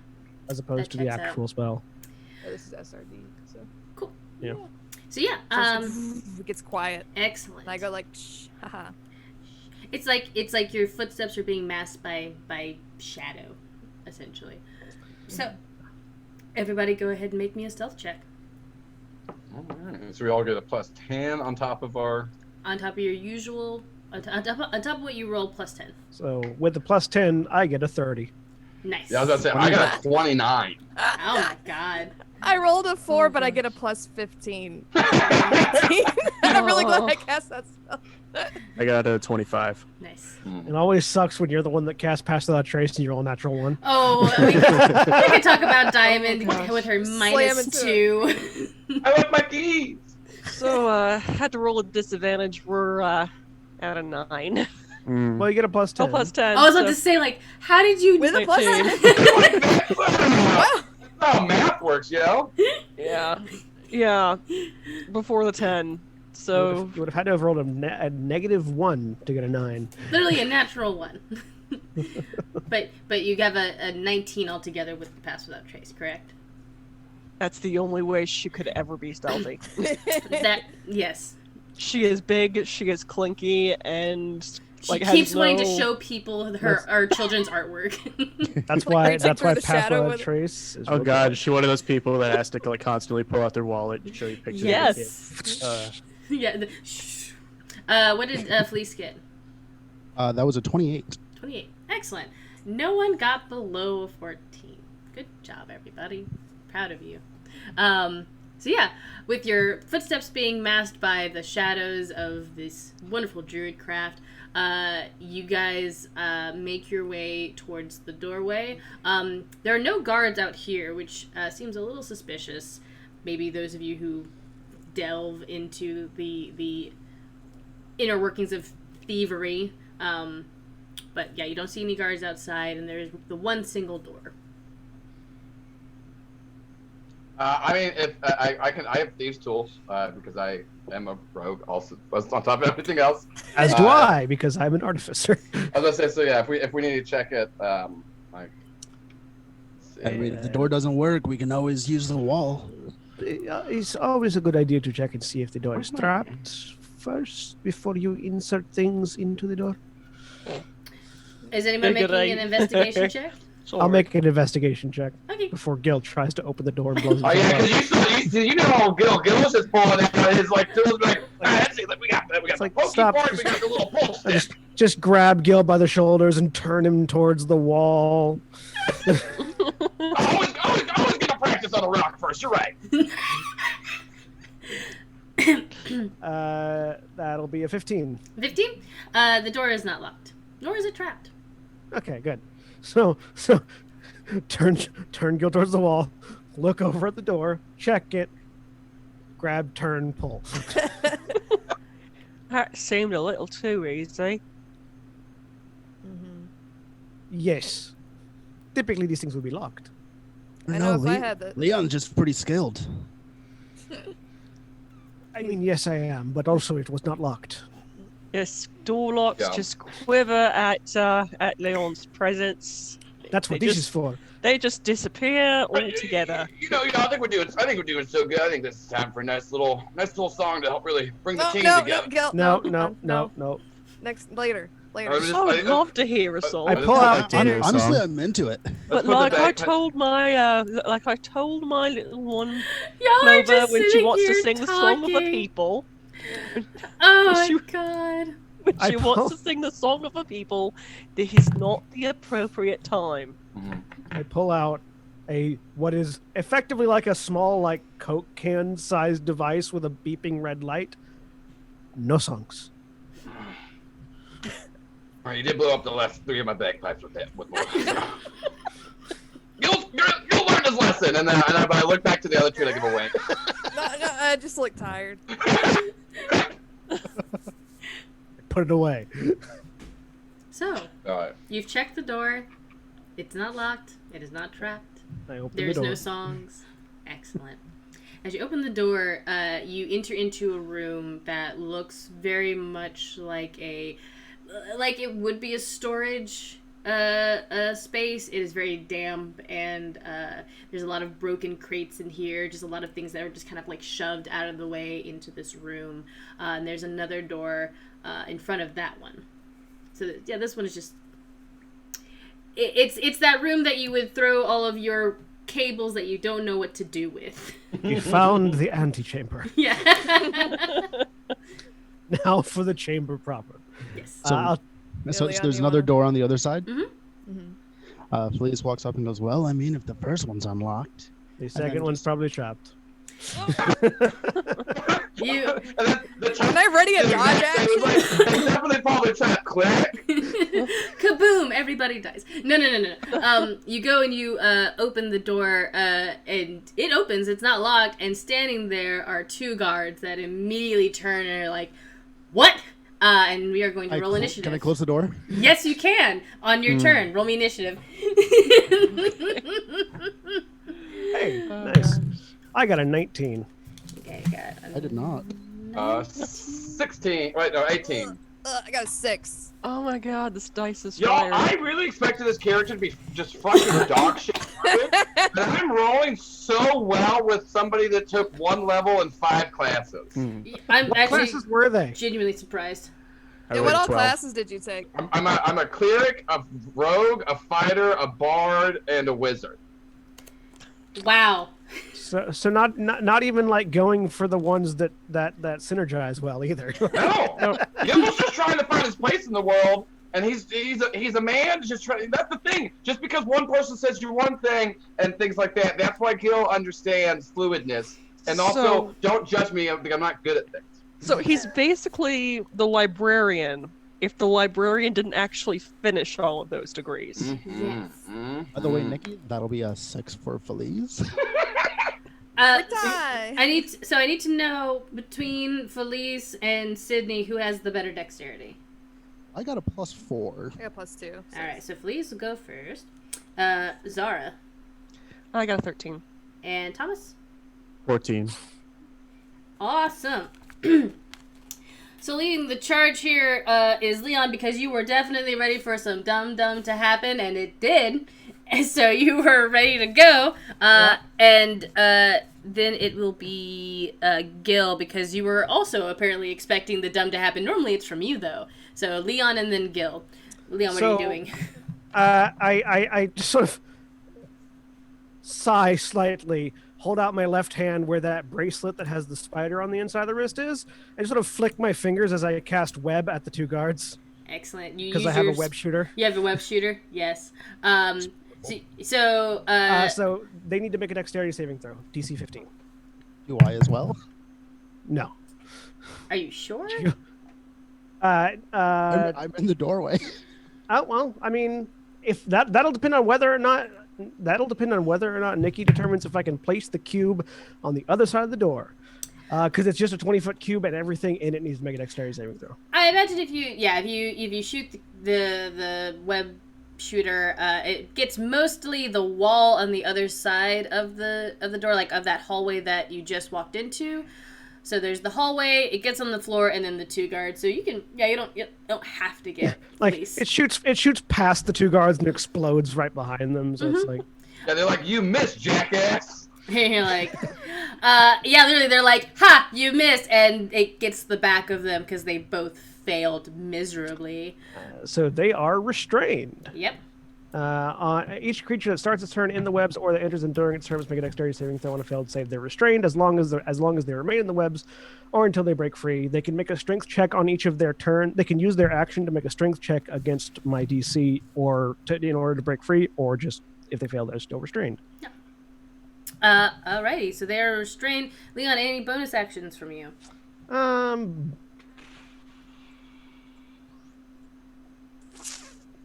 Yes. I'm going to use a bonus action to reach down and I'm to reach into my bag and pull out 3 small like marbles. I'm using a bonus action to cast Magic Stone on them. Nice. Love Magic Stone. It's a good spell. Alright. Gil. So Gil's really feeling the explosion that just happened, and I love synergy, as we all talked about with Gil's class skills and choices. So as they're like being shot forward in explosion, I'm gonna just do a thunderclap. It is gonna hit Felice as well though. So you're doing Thunderclap, not Thunder Wave. I'm doing thunderclap, yeah, Okay. the cantrip. So Yes. they have to pass a 13 Constitution save. Oh, that'll be a 23. Oh, wait. Woo. Con save. That's much different. That's a 17. Again, much like the webs, because I can't roll higher than a 10 for these guys, they fail. So, how much damage are they taking? Let me see. Each creature in the rain other than you must succeed concentration or take 1d6. Okay, so yeah, it'll just be 1d6, but then Felice doesn't have to take it because it's just a cantrip. Is it only 1d6 because you are level 5? I'm not a level 5 bard. You are a level 5 character. Is it just for level? Is that how it is? Is it on? Yeah, it's your total level. Yeah, it's your total level. Okay, that's fair. Cantrips are good like that. Fair. And we're gonna play like that because we want the shenanigans to continue. I got I thunderclap for 8, and then somehow I think Felice is just kind of used to this. Is like, oh, this is about to happen. I'm about to get bombed in the front and thundered in the back. I tried to run away, but the thunder of them cheeks. Can I clap my cheeks at them so hard? I thunderclap. You are yelling so loud, you're distorting, and we're not understanding what you're saying. She said she was talking about me clapping my cheeks so hard, and I want to see if canonically. Yes. That's how Gil. So let's retcon that. Yeah.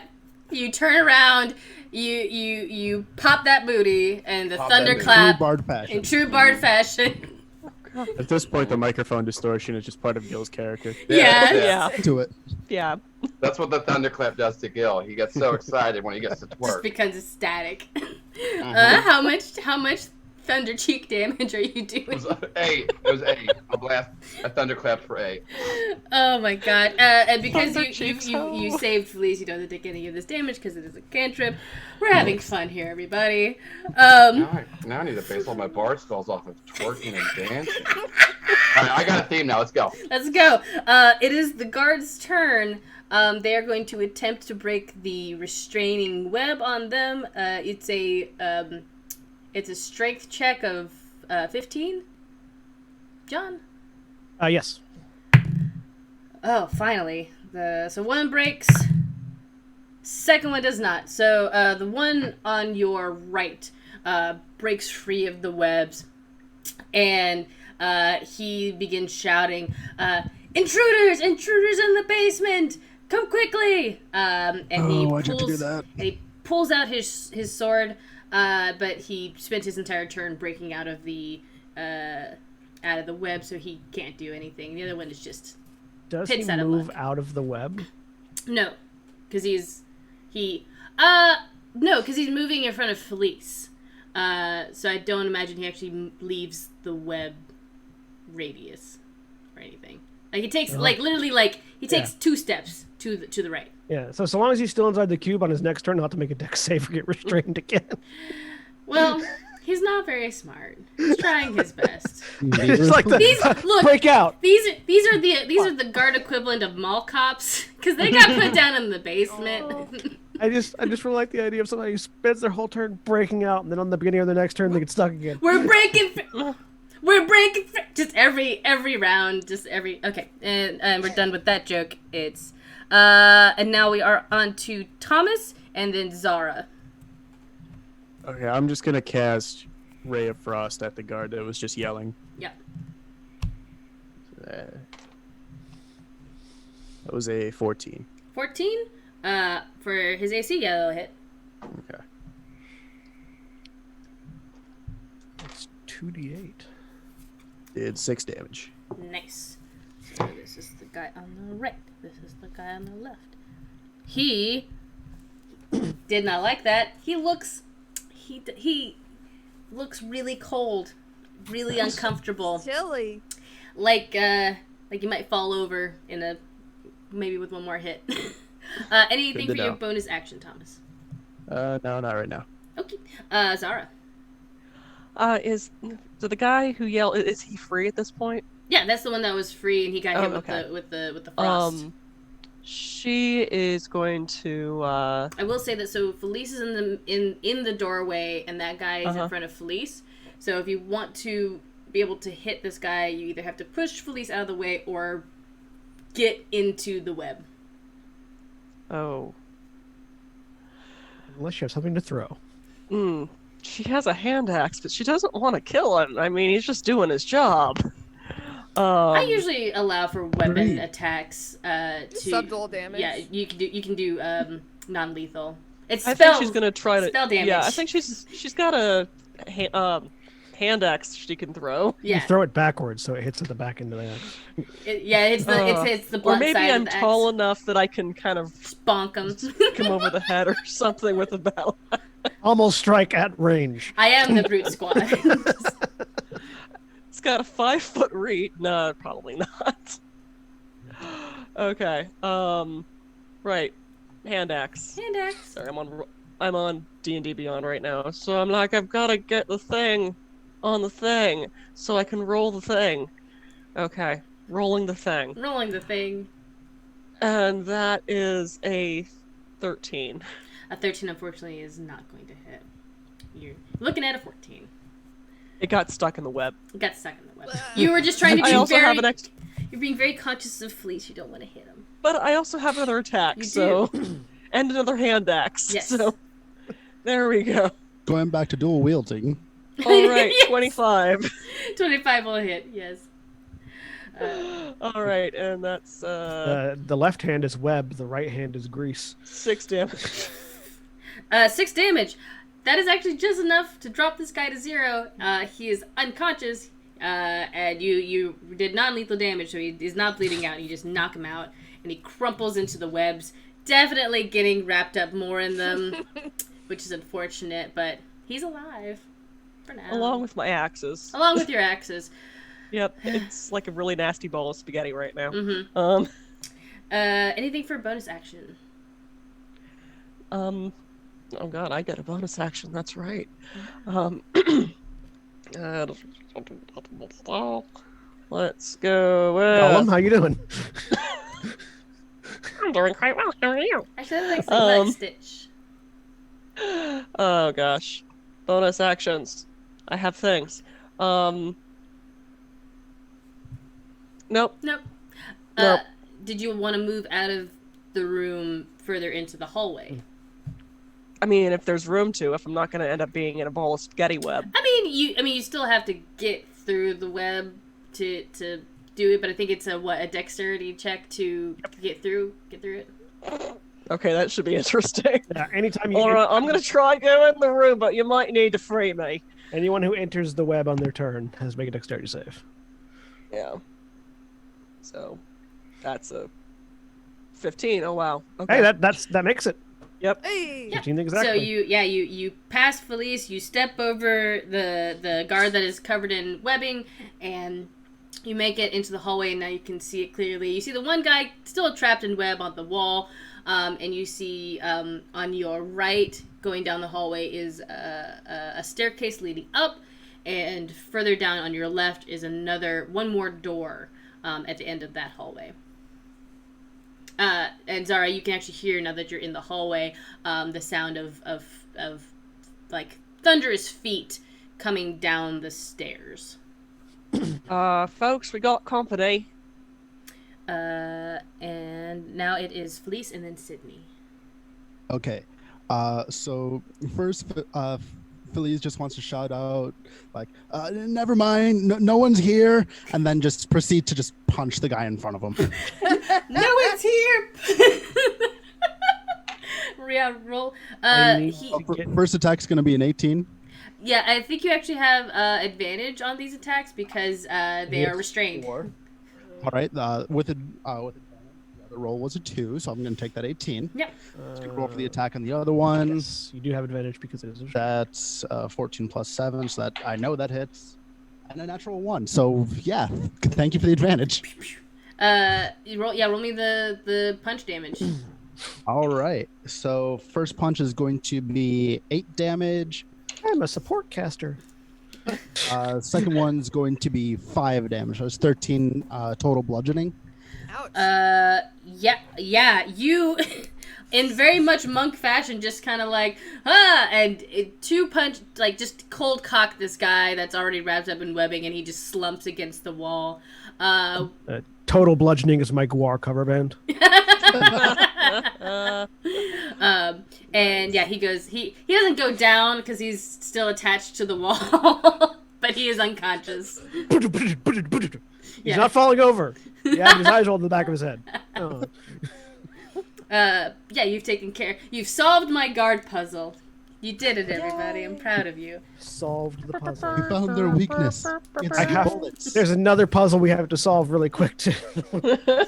And does Feast want to do anything as a bonus action? Okay, if I can quickly write on one of my sticky notes, just like sorry on two of them, just like place them on each of their foreheads. Okay. Our group is so nice. Yeah, it's so, They're so nice. sweet. It's so At least half of us are. Sydney's not. And everyone else is. Sydney's been pretty pleasant so far.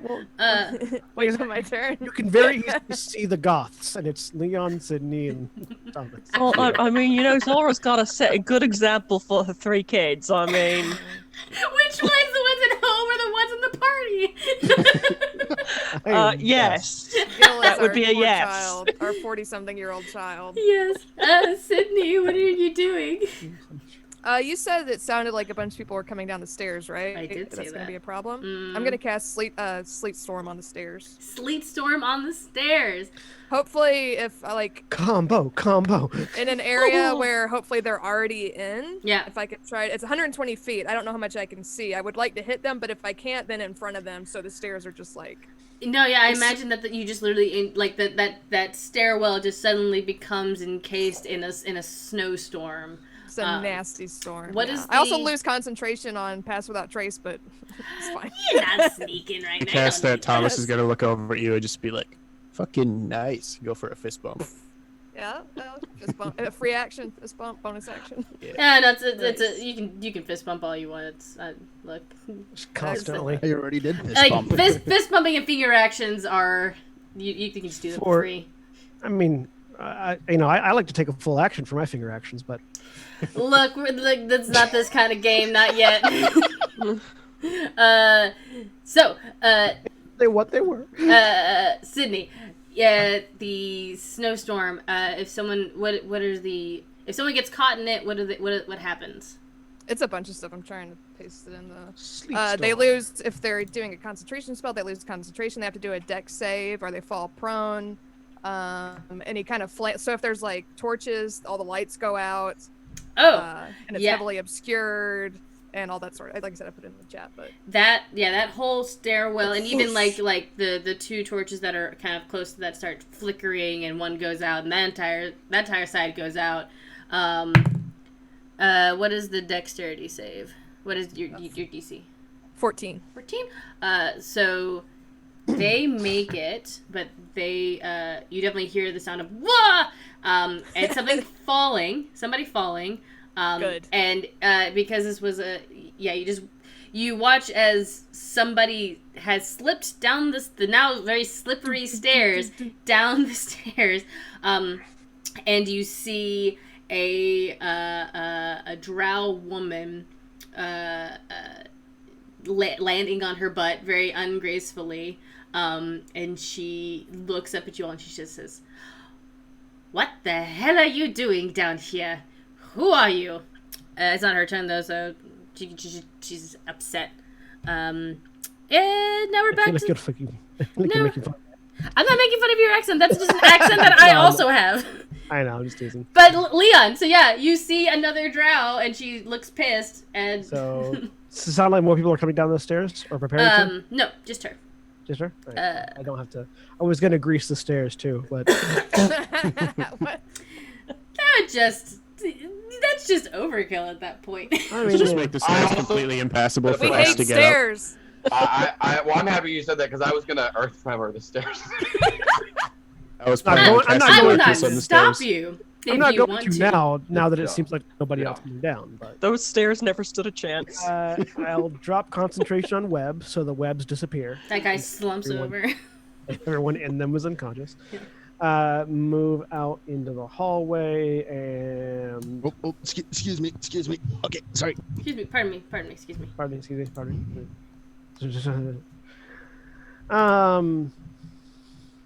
I have options. Do you? I'm just going to. Well, I mean, this is an enemy at the moment. I sort of shift those marbles into the palm of my left hand. Hello there, and I'm just going to fling one of the marbles at her like finger guns. Yeah. Pew. Pew. Does a 14 hit? 14 misses her. Ah. She just rolls out of the way. Pew! Damn it. That'll be it for now. No bonus action or anything like that? Nah. Okay. Then it is Gil. Oh, wait, no. Oh. Actually, yes, I do have a bonus action because I forgot about the other thing that I have. So Ah. the marble misses. Well, I didn't want to have to use this first, but the other hand comes up, and just off screen, the other hand has been holding what looks like a large, bright yellow laser pistol. As I use my bonus action to fire my force ballista, What? I mean, I knew about this, but also, what? because it's only a bonus action to fire it, Nice. which is what I forgot about. Okay. Fire your... I forget, it is Oh. like a hand crossbow, but it is an actual, like, ballista. Yeah, 'cause you can make it small or tiny sized, and if it's tiny sized, you can carry it. Yeah. So a natural 20, Oh, yeah, that'll hit.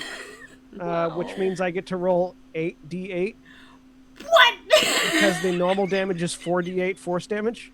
This poor lady. Looks like Gil What's up, doesn't need to Rick? go Who's next that? after all. Overkill by name is Leon. As a Yeah. bonus action? Wait, so she like fell down the stairs and then some dude just, she's like, what's going on? And her heads explode. Yeah.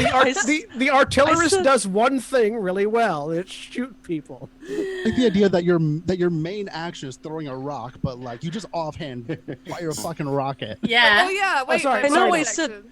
I know I said those stairs don't stand a chance, but that's not what we meant. Sorry, not 8. Sorry, D&D Beyond automatically doubled the roll because it was a crit. Not 8d8, 4d8. Okay. I was about to be like, Oh, I didn't realize it would God. automatically double the damage roll. yeah, they do that. I was like, I heard the artificer class was broken. I did not know that. Jesus. So that's only 10 force damage because I rolled like shit. But Okay. For a bonus I action, was though, that's pretty I cool. was ready to be like, okay, this boss that I brought down is just done. So Dunyan rings. so yeah, there's just You it's solved my boss an puzzle. it's just an invisible burst of air Yeah. that just rockets out from the ballista. So yeah, that hits her square in the chest, and it kind of knocks the wind out of her, and she kind of scoots back a little bit because her butt's still a little wet from the frosted stairs, and she didn't like that. Gil, it's your turn. Yeah. Old Gil's turn to go. That's Had what to we find your want. accent. I forgot what I think it was my confused voice. Let's see here. I mean, Gil's so many options. We want to murder this woman, right? Sydney doesn't care. I don't know if the rest of the group would. Do you just say that out loud? What's the situation? She seems like she's scared, but also She's not scared. murderable. She like That's, she that's definitely looks. that's definitely pissed, not scared. Are we murdering? Are we murdering? Hit until unconscious. I'd rather not. you know, I'd rather not. I'd rather just a not personal murder preference. people. I don't Well, really I mean, mind the maybe- murder. I mean, if We, you we really uh, do. Trying to get a read on the room. It looks like a no murder room. So I mean, we've got alright. this far by asking nicely. We might as well try not ask nicely again. I mean, even though you Yeah. shot her in the chest. That was me asking nicely. I could have used the Yeah. So Could've been what old 8d8. Gil's gonna do? Gil's gonna get those tight cheeks ready. Gonna arch his back, bend over, look at her, and be like, hey, you want to help us out? Get a heart, or you want to get these cheeks? I'm gonna roll intimidation. Okay. Get these cheeks mean something very different. Get these. Instead of get this bread, it's get these cheeks. But I got 5. I got 5 on my intimidation check when I'm trying to flex my butt at her. Gil had some hot crust buns, but she ain't taking those crumbs. Well, to be fair, the dress is covering it. I mean, This is Yeah, very you true. can. Yeah. Can't see. Very scary. It's not one of those nice dresses that just. I'm used to a higher trim. I was trying to blend in with pirates. I didn't know how conservative. Anyways, old Gil feels really bad right now.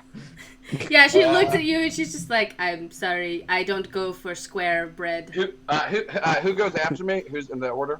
After you, it's her. Okay. Who goes after her? And After you've just her is and you've just presented to her, so it's just. it's Thomas. Her bardic inspiration. Thomas is next. I look over at Thomas. Like, do it for old Gil, and I just kind of caress his cheek, and that's how you get a bardic inspiration. It's not a sexual thing. Gil's just his love language is touch. Oh boy. Oh my god. Okay, she stands up because she fell on her butt, and a lot of things happen. She draws her rapier and she rushes forward at Gil, and because I think Gil's actually Gil she is directly unconcerned about Gil. She Yeah, passes- this is worse. This is a worse shot to Gil than if he got stabbed right now. Yeah, she slides past Gil and she's actually going to swipe at Leon. So Leon, what is your armor class? 15. 15. Question: I thought everybody else was still in the room except for Leon. Also, am I within 5 feet of? So Yes, you are. So you can yeah, get an so attack of opportunity on her. Well, do I as well? I also have shield. I also have protection fighting style. Yeah. So I can use my reaction to impose disadvantage on that attack roll. There's several of y'all in this hallway, but she definitely picked out Leon. Because we don't have a map, I can't really say who is next to who. But I will allow the protector thing, so she has to roll with disadvantage. Yep. Okay. Felix, I think the only person who might get an attack of opportunity is Zara because she was further out in the hallway than everybody else. Nobody else. Yeah, really. Okay. Because So yeah, I think she was the first one actually past the web. So should I go ahead and roll?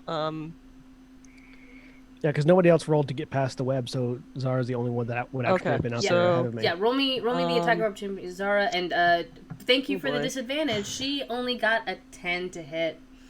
That I ain't rolled gonna a do 2. it. No, I rolled an 8. I rolled a freaking 8. So yeah, that doesn't do anything. I just don't even move as the shield comes out and just knocks the sword away. Just missed. Bang. And then she swipes again. Fair. Is protector for both attacks or just your reaction for one attack? It doesn't really specify. I think think- it's just the one. Yeah, it just says when wearing a shield and a creature you see attacks target other than you within 5 feet, you can use a reaction to impose disadvantage on the attack roll. Yeah. One Okay. So, reaction. Yep. it's just Okay. the one. So on the second Cool. attack, that's a natural 20. Oh Fair. crap! I crit her as she crits me back. You're trading crits with one another. It's a drow thing. Don't worry about it. Yeah, it's our love language is critical hits.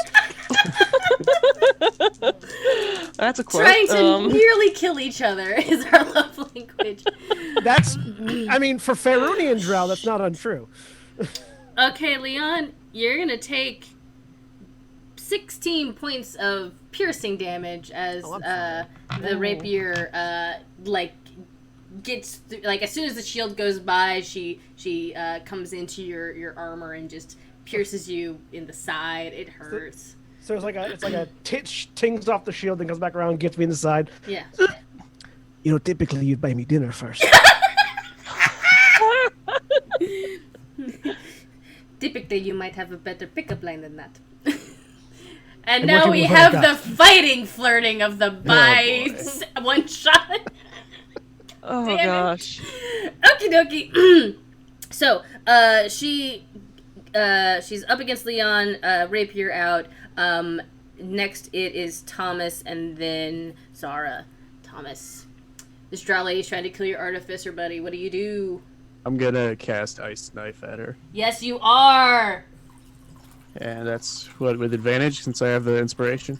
It's an extra D8. D4 at that level. No, it should only be a D4. Oh yeah, it's only a D4 because you're level 1 bard. Alright. Keep in mind, you Wait, have wait, bardic, no. So yeah, Is it a D4 you do have or bardic D- inspiration if you D6? want to use it for anything. That's Yeah, what that's they were what- saying. It's only a D4 because you're a level 1 bard. Is it? It's not the size of the dice, it's how Hey, you. I'm sorry. Do you want no dice or? I So, yeah, I do so, yeah, actually you do can need add to an know. extra- Is it a level 1? Is it only a D4? Or is it a D6? we can double check. Yeah. I have D&D Beyond open. Let me click to bards. As an experienced bard, it's a D4. I always want to make sure because like I will say No, this, it's a D6. it's telling me D6. What? It's a D6 okay. right here. I was about to say like it's. I don't think it's that. I think it's D6. But Starts off as a D6. yep. All right. You got a D6 that you can add to that attack roll. Yeah, might as well use it. Do it. What'd I don't you- know how to call this. I rolled a nat 1, but with a 6. It's a natural. It's a natural, Still a natural one. Okay. Unfortunately. I'm sorry. You cast Ice Knife, and actually Zara is like in the middle of pulling her shield back, and it hits off of the shield and like pings and goes wide. Okay. It's a bummer. You just get that bummer.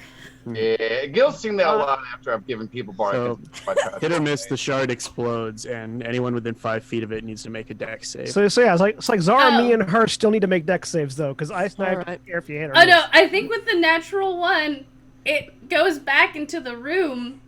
So everybody in that little storage room. So everyone but the three of us. All right. Hey, Including me, I'm still in the doorway. Makes a dex save. That's what we're gonna do for the natural one. All right. That I includes got a me. 9. Yes, it is. 14. Oh, What's the save? So What's the what's your- save we gotta beat? For, It's for- 15. Okay. Gil gets it in the cheeks. No. Also, still keep in mind, I want to Uh, still Nick- point out, Gil Hey, is Nikki, just a Is 40-year-old. that me too, with me being in the doorway? Yeah, Felice, you have to make it as well. Then that's an 11. I made the save. How much damage do I take? Because I have to do a check for concentration. All right. It is 2d6, I think. Yeah. So, You'll Okay. probably be hitting a DC 10 regardless. Yeah. yeah, that's 10. We 10 all, damage. we all take 10? Everybody that failed takes 10 points. I rolled a 20 to keep concentration, so the Yeah. stairs are still messed up. That's I all I love care it. about. No, it's super great. Oh boy. so the rest of us are all right. Yeah, we're fine. Leon. Well, I mean, I've got a Zara, sword on my side, but you Well, know, this is a bit awkward. thank you for the shield. and then well. everybody, and then like literally, you look behind you in the doorway, and everybody's covered in ice. Yeah, that Ice would have in my hurt me eye. more though. So it's like, Um, Sorry. Small spaces. It's dark in here. Thomas, do anything as your bonus action? No. Okie dokie. Zara. All right, so Zara is going to attempt a trip attack on Nice. on the lady. Love it. Well, she's going to attempt it. She has to, actually attack first.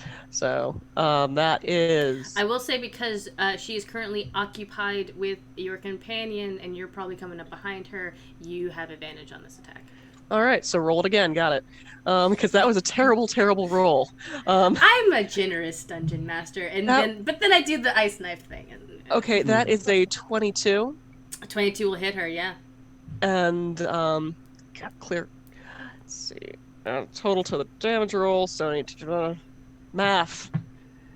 Gotta do math. You're Dungeon Dragons. All right. We are good at math. So swear. 3 plus. I will never make that claim. All right, 8 damage. 8 damage. All right. And she also has to, if the target is large or smaller, she must make a strength saving throw of 14. No. All right, she is knocked prone. She's still her shoes are still a little icy, and you just knock her like at her Achilles tendon, and she just goes whoop. The sword comes out. It's just like, it hurts on exit. All right, and so yeah, she's gonna attack again Nice. while she's prone because You have she was advantage me. on that attack. Okay, good because that was a terrible roll again. All right, that was a 15 15. Excellent. And- That meets it. Yes. and 5 damage. 5 And as a- damage. Bonus action. You have more? Yeah. I'm going to cast Rally on Leon to give him some temporary hit points. Thank you. How many and, temp hit points does he get? He gets 4 temporary hit points. Nice. Better than no temporary hit points. Alrighty. Good turn. Good turn. It is now Felice and Sydney. All right. So, question: how is she looking? She doesn't look great, but she's not like bleeding out. She looks more pissed, if that could be a thing. So, can Felice just like walk up and like put out a hand, like offering her like help up, and ready a reaction so that if she attacks, I can just do like a boom boom. Yeah. Sure, All right. absolutely. So you walk up and you offer her a hand. What do you say? It's like, come on, friend. This isn't a fight you want to do. Can you say hi? Hi, everybody. Oh, All hey, right. cutie. All right. In very much Oliver fashion. By the way, this is my son Oliver. He's great and wonderful. I need you Hello. to pick. I need you to pick somebody. Pick your favorite person. That's mommy. You can't pick me. Oh, All right. Yes, okay. All right. So oh, can you, that was too precious. can you say I believe in you? I believe in you. Okay. Everybody gets a DM inspiration. Yeah. Hey. Night night, baby. Now I'm see if I can get my cat to do something as cute. Yep, everybody gets a DM inspiration because Oliver is the cutest baby ever. Sorry, Agreed. fight me. I will with my children. Another baby. You have two. That's not fair. Oh, Ah, they outnumber him. Yeah, strength in Night, numbers. everybody. hi, cat. So I'll go grab my niece. I think they're putting her down to sleep, but I will throw in this. I got a sleeping didn't dog realize over there. I didn't know Not that's how this game was going to be. Not only do I have two, and they have the. I number, can but take they back also the go DM fighters. inspiration. I like it. Everybody watching, you thought this was Dungeons and Dragons? No, it's kids and pets. Kids and It's pets. kids and pets. Ha Another Campaign. ruse. Alrighty. Yeah, he was not happy with that. Yeah, Can tell. I just walk up, I'll put my hand out, and go, "Come on, friend. This is not a fight you want to do." Roll me persuasion, and after that, roll me insight. That Then is, cast Conjure Milk. that's going to be a 16 on the persuasion, and the insight plus 5 is a natural 20 plus 5. Cool. She looks at your hand warily, and then she grabs it, and she just says, "Thank you so much for being such a nice person. I'm completely in your debt." And you can tell immediately, oh, she's gonna stab me. Right, so knowing that, can I just pop off my my little punches? You can totally pop off your punches. You do help her up, so she is now standing, but you can pop off Well, your punches.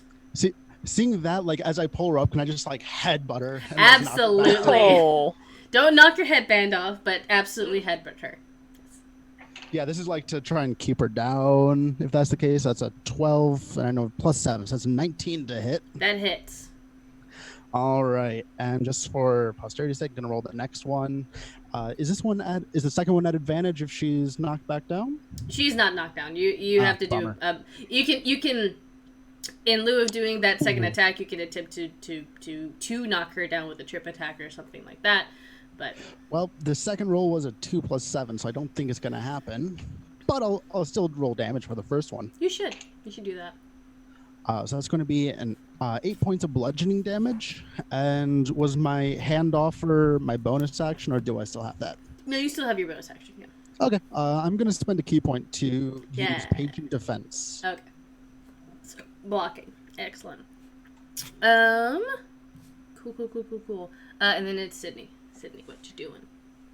I'm gonna cure wounds myself of that 10 points of ice shard damage Probably a and good idea. maintain concentration on the stairs. That's like I said. That's all I'm doing. So you can maintain concentration on the stair spell and still cast another spell that does not require concentration. Oh, I know. Okay. I was saying I'm Casting gonna cure cure wounds. wounds, Oh, and I'm the smart person. I'm saying Yes. I'm curing myself, but I'm also like, okay, those stairs. Okay, Yeah, I have yeah. to. Okay, all right. It's all right. You just missed the first part of the sentence. That's all. I heard cure Sorry, my wounds and I connection's just bad, completely too. forgot that that's a spell that you can cast. Anyway, Yes, cure wounds is a spell. I know spells. I cast them frequently. Cool. I heal myself 10 points. Hey, Yay! I mean, you are currently playing a rogue on Thursday, so Scuzz is doing his best on Thursdays. By the way, Scuzz is also in that game. Scuzz exists everywhere. He Scuzz is he wonderful. multiverse hops. Anyway, Leon, we're back up to the top with you. So I reach into my short coat and pull out a small vial, pop the cork, and drink to cast cure wounds on myself. because artificers are cool like that. I heal myself for 7. Also, hi, Pin. And bonus action, I'm going to shoot her with the Force Ballista again. Jesus. Of course, she's in melee with me, so I have disadvantage on the attack. Yes. And she's not prone anymore, so I don't get.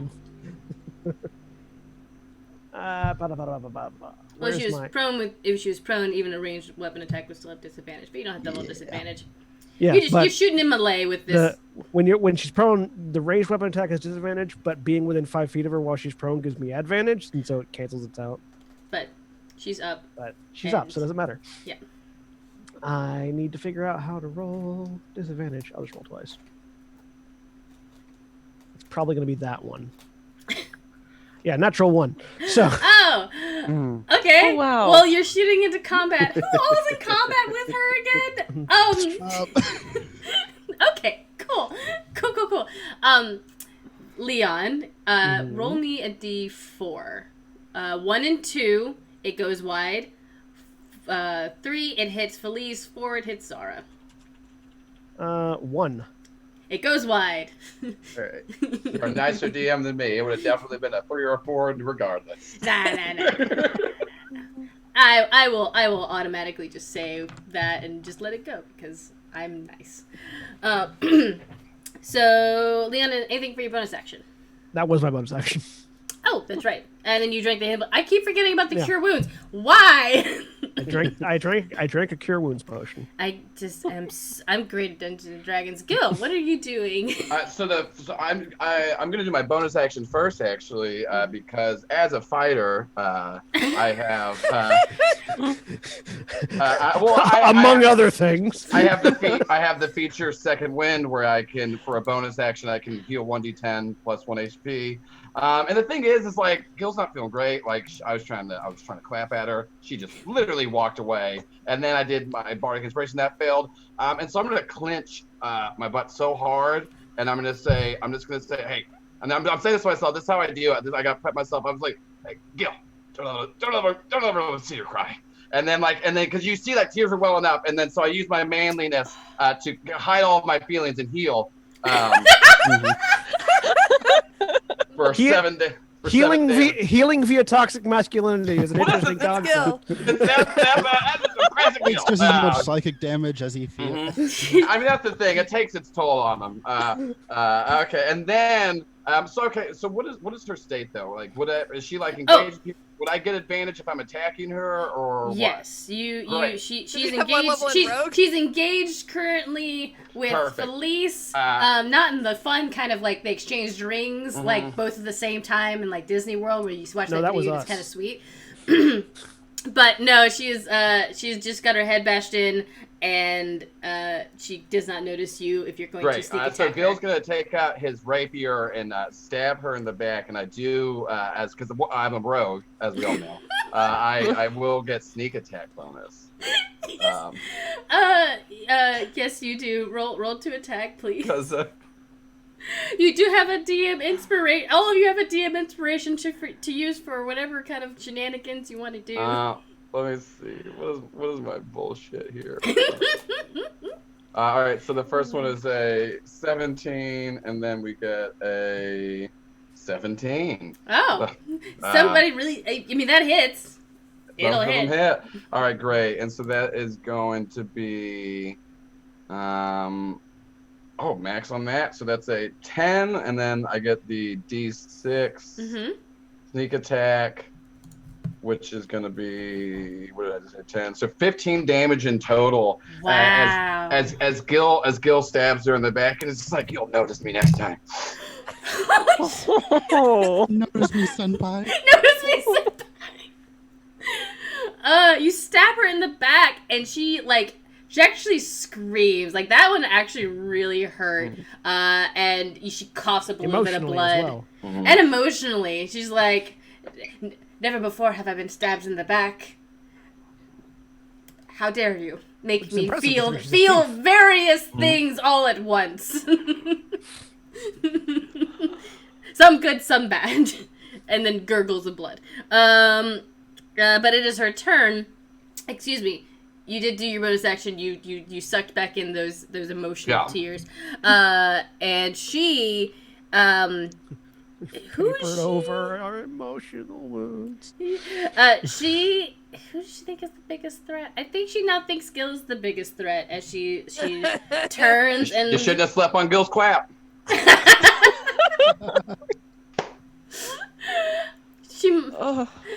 So she's gonna turn around and swipe rapier to rapier. She's gonna swipe at you.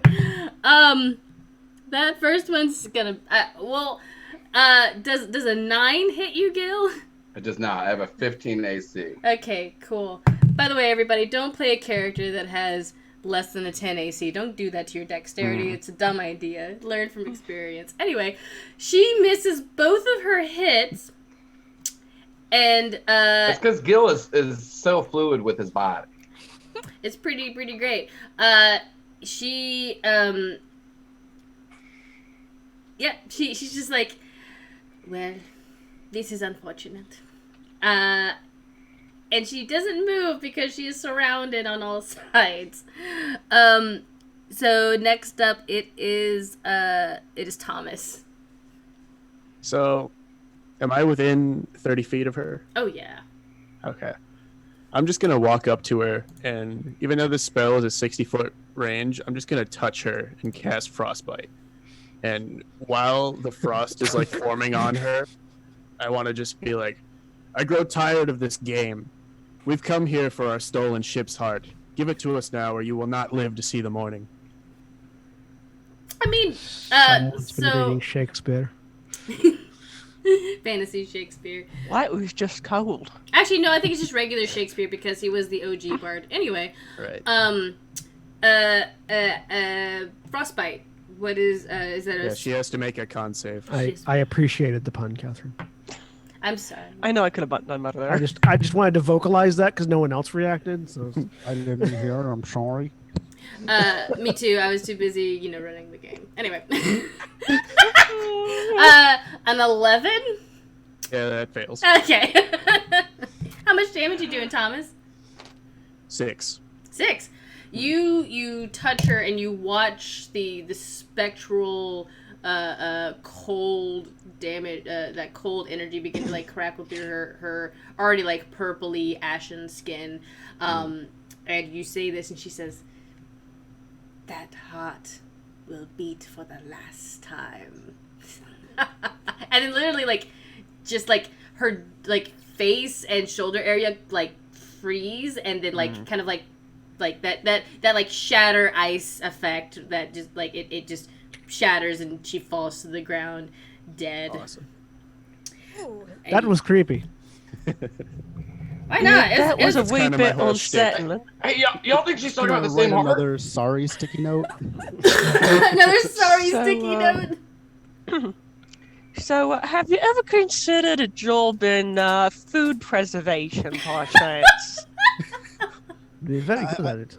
I've actually heard this really cool trick with milk and chocolate milk that you can do. I'm just waiting for us to do our team up combo where you freeze somebody and I clap them to death. So it's be I'm trying to think of a frozen ice cream cake sandwich sort of situation here. Anyway, I drink another cure wounds potion. yeah, Let it Scuzz go. is gonna run past you and be like, "I'm gonna check down here where there's not a giant ice storm on the stairs," and he goes and he runs towards the door. I'm going to follow Scuzz in case something bad is beyond that door. Good idea. You- I've taken a shine to a little guy. I'm gonna keep on following her. Once again, anyone else think it's weird that she mentioned a heart, and then we didn't want one, but I think she said it was gonna die. Well, I That's told her I to don't give us know. the heart. Much.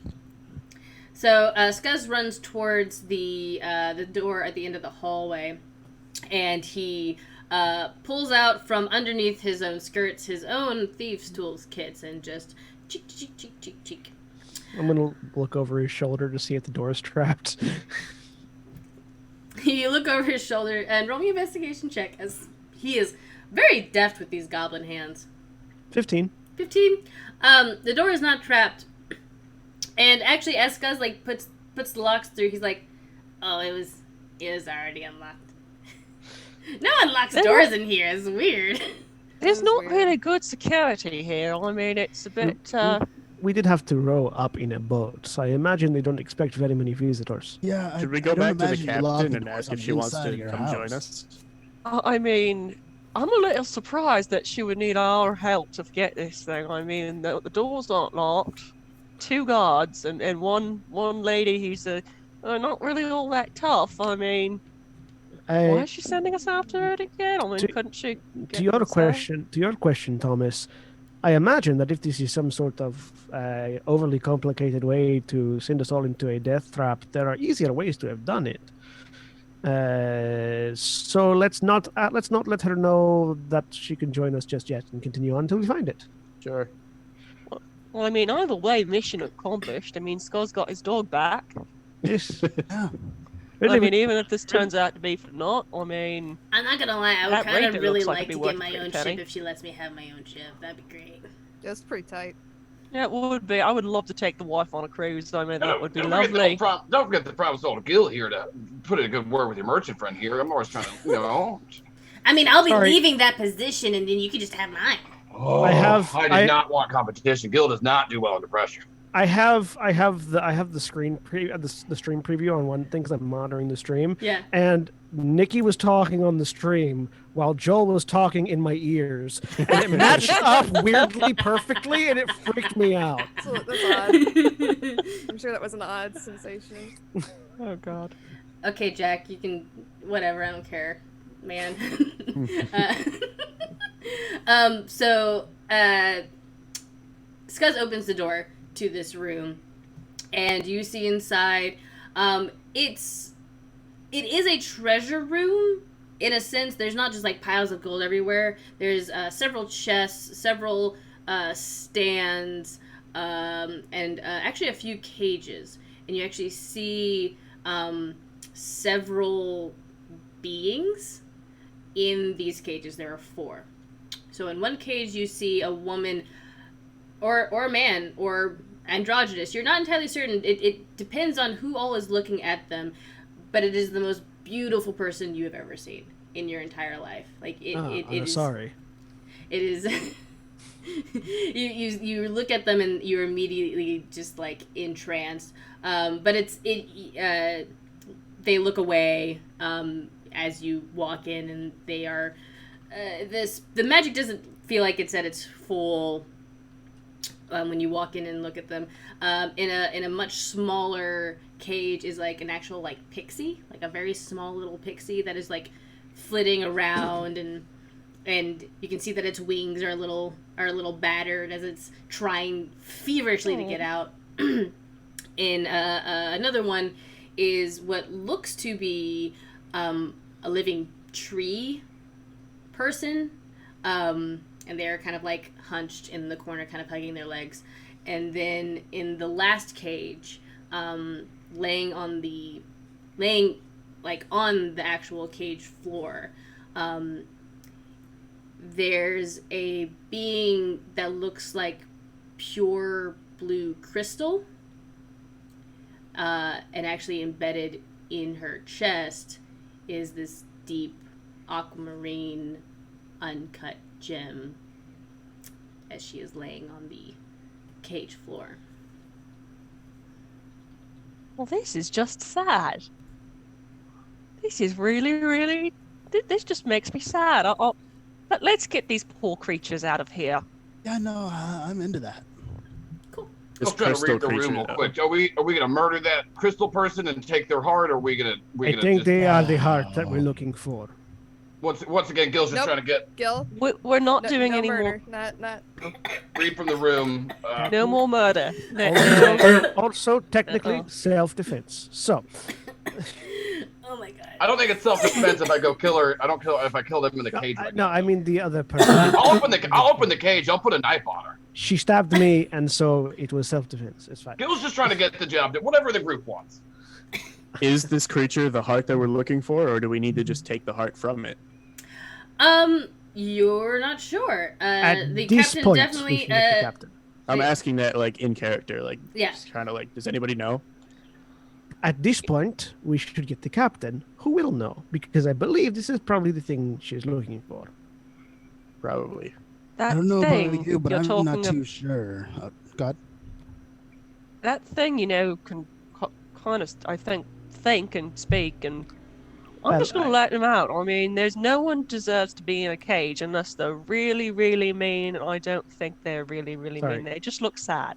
Clarification: was this a statue of a person or a person with a crystal heart?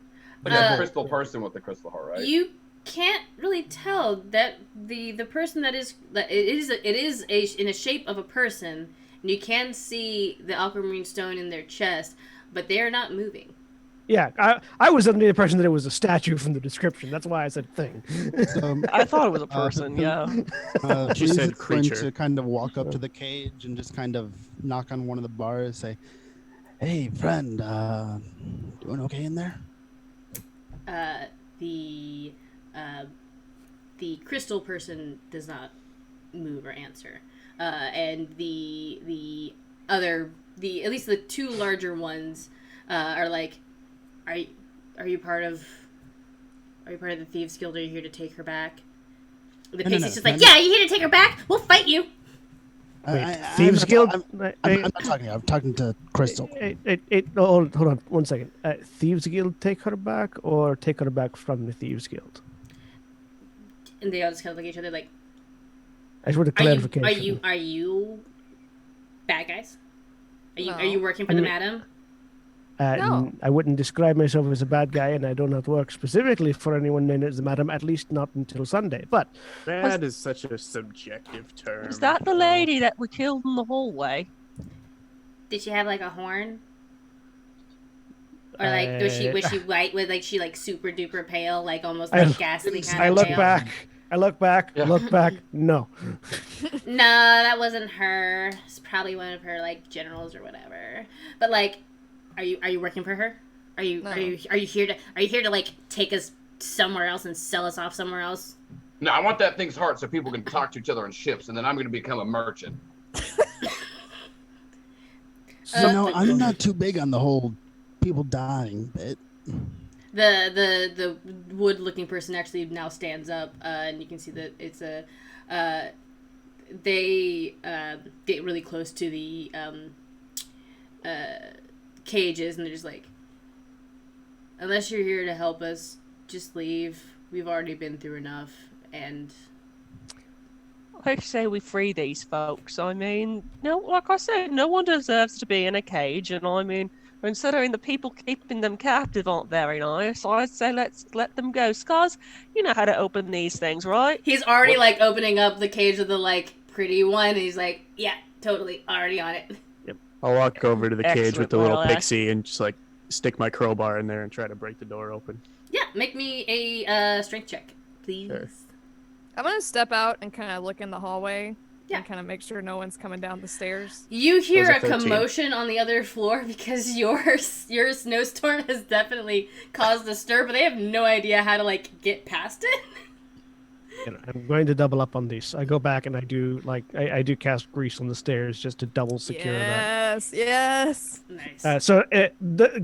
There's a second little wrist brace. This one isn't decorated. It's just dark metal, and there's the little vial in it, and just squirt grease all over the stairs. Hope we don't So- have to go up those. It's cool. That's So fine. let me get this straight. They took you away to sell you. That's not. Why would they want to sell you? I mean, There's high price. I mean, she is on quite the. There's high price on the market. This is the wood person. There's high price in the market for, magical beings, but the madam has a weird, twisted sort of fate. They point to themselves, the pixie and the beautiful person. We were all captured in the wild, I guess, if that's like a term that would be used. We were taken from our homes by the Thieves Guild. She was brought in by this merchant guy or whatever. She didn't actually used to look like that. She she was originally a stone, and then they brought her down here when she turned into that. All right. So, if we get this ship, we're probably gonna need a crew, and I'm pretty sure that you're gonna need a way to get back home without getting captured again. So, tell you what, if we free you, would you like to come with us so we can get you back home? And I do just leave them like, don't we have to kill one of them to get the? No. I'm not saying, but I'm not saying I want to kill. I read the room, but I'm saying. I'm talking about getting a ship to escape with them, but like I think the only way we get is if we we are don't. not killing Hear the me pretty out. shiny lady. I We're don't not want. I'm killing. not trying to say that I want to kill her. We're I'm just only trying gonna- to say. Let's You're only finish gonna our get her mission before to we get a start ship. offering crews to people because we What came in if- on a little boat. What if we steal a ship, then we don't get one from the pirate lady, and everyone lives? Or we can just do the thing that we're supposed to be doing, which is get all the people out of here back elsewhere. And I don't be know done with about it. you, but I kind of want to keep this madam lady from trying to from trying to steal away any other folks and trying to sell them off. Well, That just ain't right. I'm not friends with any slave drivers, so I want to keep it that way. Same. I'm not saying to be friends with them. I was saying that we kill them. Yeah, that. I mean, they're like, if you want to go against the madam, she's upstairs, I think. So did I break open that cage door? What'd you make on your strength check? 13. 13? Yeah. You it takes you like 1 or 2 tries, but you finally like break the lock enough that she just pops out of there, and she like clambers into your greasy hair, and she's like holding on to it, and she's just like, get me out of here. There's not enough sugar. They don't tell me how pretty I am. They don't even tell jokes. Do you guys want to hear a joke? I've been stuck in that cage for so long, and they haven't even told me any jokes. So turning to Zara. A little bit of- Who's there? Who's there? Could please have a little bit of pocket sugar? Banana. But anywho, Knock knock. who's there? Banana. Oh, okay, I gotta get banana here. Knock knock. Who's there? Orange. What? Archie didn't say banana. Anyway, is her cage still locked out? No, that's the pixie. She's buried in Thomas's hair right now. Okay. So Can police have a little bit of pocket sugar? Sure, yeah. Uh, You just- probably pocketed it while you were doing your spice crimes. Yeah. Spice Crimes. That's the next Spice Girls album. God, I would I was flip about my to say, shit y'all if do not Spice bring Girls up a came new out. Spice Girls album on a buy only stream. You're about Yeah. to burn the internet down, dude. Gonna burn the internet down. About- Spice So, Crimes. I just want to pull out a little bit of pocket sugar and offer it up to the pixie. She absolutely like takes it and eats it, and she's just like, "Thank you. They kept just feeding me like fucking flowers. I don't eat fucking flowers. I eat candy. God damn it! Where did So, they get their information about pixies from? So, Miss Pixie Lady, you said that My you name's haven't heard Button. any jokes in I a mean- while, right? My name's Button. Haven't heard any jokes. I like All right. jokes. How do you get a squirrel to like you? How? Act like a nut.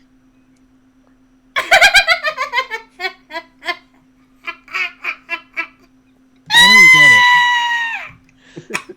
You'll have to have children to really Oh my god! really be able to get this kind of comedy. Oh, that's funny. That is a low grade joke, but she is desperate for jokes at this point. So shall we go get the captain? Scuzz is opening up the wood person's thing now. Opening. By the That's way, the not a pretty bad the pretty idea, 'cause, person the pretty person's out. The pretty person is looking at all of you, and they're just like, I mean, so far y'all haven't tried to do anything, so I'll follow you till it's safe for me to go home. Hey, what do you want? I just want to go back into the water. There is a really shortcut back to the water just over this way. Oh, I know. I just want to make sure I get there before anybody else tries to put me back in a cage. Well, then you can come with me because I'm going back that way. Right now. Besides, we can use backup from the captain. Okay. Scuzz unlocks the wood person's cage, and they step out, and they stretch, and it just sounds like the groaning of like trees in the wind, that sort of like Treebeard-esque thing. Who wants to go back and get the captain? So are you guys... Scuzz looks like he's about to start opening up the cage of the crystal person. I'm gonna let him. I don't want these people to be in cages. I try to speak Druidic to the tree person. Oh, yeah, they absolutely look at you and they're just like... They answer you in Druidic. Yeah, they're... Like, Yeah, I tell them I'm sorry that some idiot put them in a cage, and we're just talking. I don't know what Druidic sounds like. It sounds like a tree talking. So you guys, yeah, it just sounds like you guys just hear them sound. They sound like trees. They sound like that groaning wind in trees sound. Yeah. Squeak 'em, squeak, squeak. Oh, you also speak Druidic. Go wild. Okay. Oh, sorry. Go. I don't want to interrupt the Druidic conversation. I asked for any information on how to defeat the Madam and tell them, and I'm very flattering to them. I'm sorry that they're trapped here by these fools. Blah blah blah. They respond back. We only saw the Madam once, and that was when she came in to appraise us. If that is the correct term to use. And spit on the ground. Disgusting. She has not returned. It's usually just been guards. We don't know what the rest of the tower looks like. We just know that there is a set of stairs, and we don't know anything. We've been kept down here. Hey guys, you want to have a little joke? Yes, I want a joke. Okay, here's my thought. Scuzz is opening up the cage for the crystal lady. I'm gonna shake my head and get this thing out of my hair, and I'm just gonna. Woo! He's hanging He's also gonna freeze perfectly right after that. And then actually because of the grease in your hair, she just goes woo. So I'm thinking I can look like you, and pointing at the crystal person. Ooh. I'm in the cage. We get them back to the water, have the ship captain come see me so she can appraise at the exact same time that the grease in the sleet storm just so happened to stop. Yeah, sleet storm lasts a minute. It's probably stopping really soon. The grease doesn't stop; it just exits now. And we just have them fight each other, and we all run. Well, is there any way we can figure out how to communicate real fast with the crystal person? Because they might have a good relationship with the captain. We don't know what their relationship is. Oh, I'm just Captain saying might we be want an to get to ally. the water. While you're asking that, I gotta double check which spell it is, because if it's a bard one, I gotta make it twerk related. So just really quick as a reaffirmation of facts, the person that you're wanting to gyp is on the transportation we were going to use to get out of here, and I only have one device left working. And also, I've been stabbed. Good point. Eh? Oh, do you need? The pretty lady goes over to Leon and she says, I can fix that for you if you just get me to the water right now." Yeah, so it is a bard spell, so I have to do this through twerking.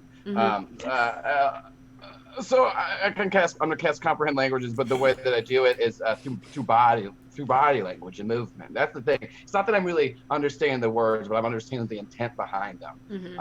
And through the international and interdimensional language of dance. Yes. So I go ahead and cast comprehend languages, and it's very sensual movements. And I'm just like doing like you good? Like no, you're doing like a yeah. Let's get the water before he gets twerking. Nobody likes Gil. I don't know if anyone picked that up yet. Gil doesn't know how to read a room. He has to ask. No, it's super great. But yeah, so at least he asks. I do cast comprehend language, and does that?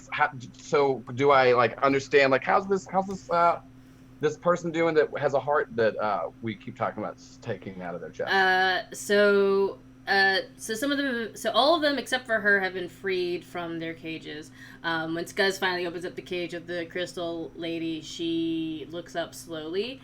and her body literally like sounds like the grinding of crystal against itself. And she starts speaking, and Gil, you're the only one who can understand her. She says, "Who are you, and what do you want with me?" The hard part is that I can't speak all language. I can just comprehend. And so let me try. You know what?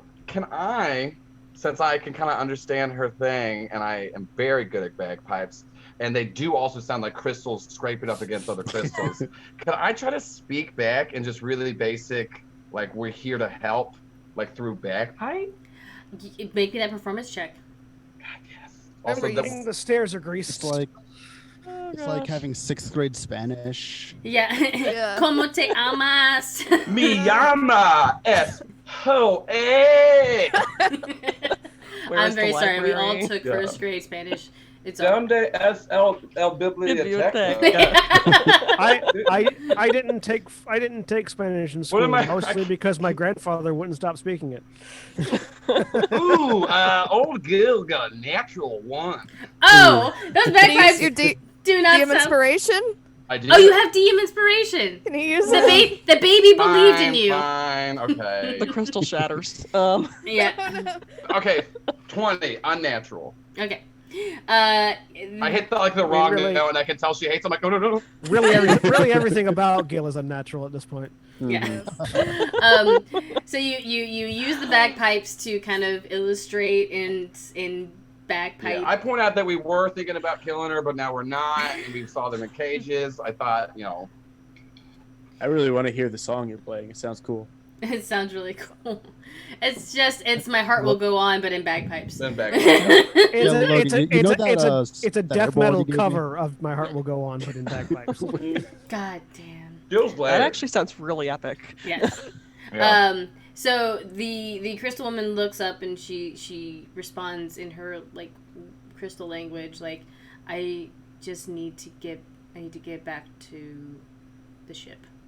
I need to get back to her. I need to get back to the ship. Y'all, she fucks with ships. We're good. We don't have to kill her. Good enough for me. As I'm like okay grinding with on the this. bagpipe, just getting it. Yeah. Scuzz is like, okie dokie, and he like reaches out and he takes her hand, and they like walk hand in hand out the door. Aww. Scuzz also lets the happily pixie ever after. into his hat because he's just gonna let everybody just.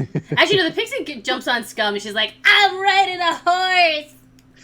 So, does it seem like we're all ready to move back the way we came now? Mm-hmm. Yeah. Yeah, I think we're done here. Okay. As we leave, I pull out a flint and a flintstone, and just with a dagger, just spark the grease up before we leave. Yeah. Well, we could do Awesome. that. That works too. I like to leave as much incentive to not follow me as possible. Are we burning this place down? Just the stairs. The like all of them, all of the ones that were in the cages look at you all and they're like, if this place could burn to the ground, that would be great. Burn it to the ground. Great. As soon as we do that, because I'm a cleric, as we all know, I just drop a sacred flame as I just scream, "Don't cage people!" and then Gil, I need to know Sacred flame, Yes. which does not fire. Gil, oh wait, that one not fire? Hold on, I got fireball as a wizard. Yes, it's ready. Sorry, I got. No. I have a very important question for Gil. Gil, who is your god? So it was the god of it was the life domain, just because I have a D&D Beyond Basic, and they didn't want to give me I another. don't care about that shit. Joel, tell me, who is Gil's god? Oh no, what's the trickster god? Because I started to. Oh boy. Gosh. There are a variety of them depending on what pantheon you're looking at. Mhm. Well, are we in Faerun? You don't have to tell me a name. Trickster god. Gil, roll me a d20 and add your charisma modifier, please, and thank Love you. it, I love it. Luckily, all my modifiers are the same. 14s across the board. Sorry, I have an 11 Constitution. Charisma, I got a 12. 12. Gil, you throw back a sacred flame. It's not as good as the throwback that you do when you're in your bard kind of casting motion, but it's pretty all right. And your god, he's an awesome god. Anyway. He's pretty rad. That's the weirdest hymnal I've ever heard. It's like, who else went to church camp? Well, I had to like, God, no, please don't, no, stop, Please. stop. That earworm. Oof. Anyway, you throw back the sacred flame as Leon is throwing back what's going on there with his flint and explosions, and your god is just kind of like, oh, we gotta set some shit on fire. And like, you don't get the words, but you just get that feeling. And so your sacred flame, if you wouldn't mind rolling me an extra 46 for the sacred flame damage. Because your god is like, let's cause some shenanigans. So wait, Thomas is like super not cool with all the fire happening around him, and I'm just like getting the fuck out of there. Yeah. Like quick as I can. It's Out. it's 2d, and then how many more? You said 4d6 extra. Yep. Your god Yeah, wants to do some. 22. Yeah, it's almost just like you throw back the sacred flame and it just makes a perfect impression of a middle finger as it just onto the basin of that hallway, kind of like adding to the fire that Leon is setting here. As you all exit through the little rinky-dink storage area, the pretty lady immediately jumps into the water, like not even stopping, just jumps right in there. Comes out and just like, what's the name of your ship? Fuck, I don't know. Fuck, I don't know. Yeah, Okay. It's the fuck I don't know. Rubber band. No, she heard, fuck, I don't know. FIDK. We'll be on the lookout. And then she dives underwater, disappearing. Thomas would not remember the name of the ship. He does not care. Here's the right hand, but Feliz would not remember. Well, technically, we didn't get a ship yet. Yeah, we're talking about our ship, not their ship. Yeah, she Well, they're asked. trying to she get back asked to the for captain's ship, I'm your sure. ship name, Oh. and now your ship name is Yep. fuck if I don't know.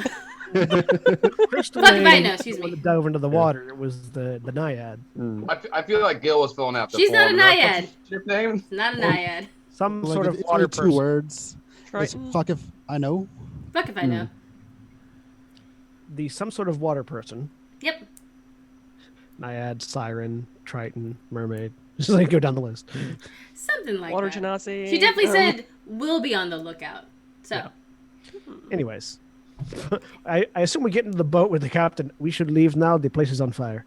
And she's like, actually, she doesn't say that. She steps out of the boat. They were already kind of waiting for you on the land strip there. As she sees you walking forward with the crystal woman, you're like, by the way, we should run. And like, you have to do this motion as she runs past you and scoops her up into her arms and hugs her close.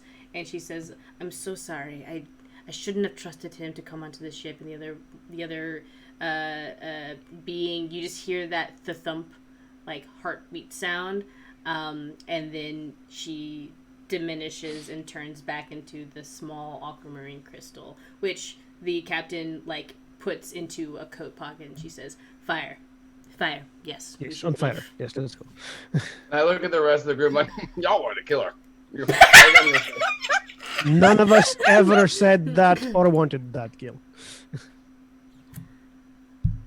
I'm Oh my already in the God. boat, and I'm just looking back like, any day now, guys. Come on. So You're like, y'all, come on. Gil, man. you know better than tell lies about your family, eh? I mean, come on. You know better. Now, I what do have- you say? All right. Oh, Gil, What do sorry. you say? Gil, sorry. I just know Gil loves to murder. That's the thing about old. I just think that every time I murder someone, I get some of their life. You know? Is that not right? No. I didn't go. I mean, there are certain people. I only went to preschool for like a day. I dropped out fast. that's I your mean, only if they're really, really mean, just like the cages. Remember, we don't cage people No unless cage, they're okay. really mean. Speaking of which, I have some bad news about the people we knocked out in the hallway that is now filling with carbon monoxide. Oh yeah, y'all didn't want to kill them either. Well, I mean, they're going to die anyways. So. Looks like Gil's coming out on top.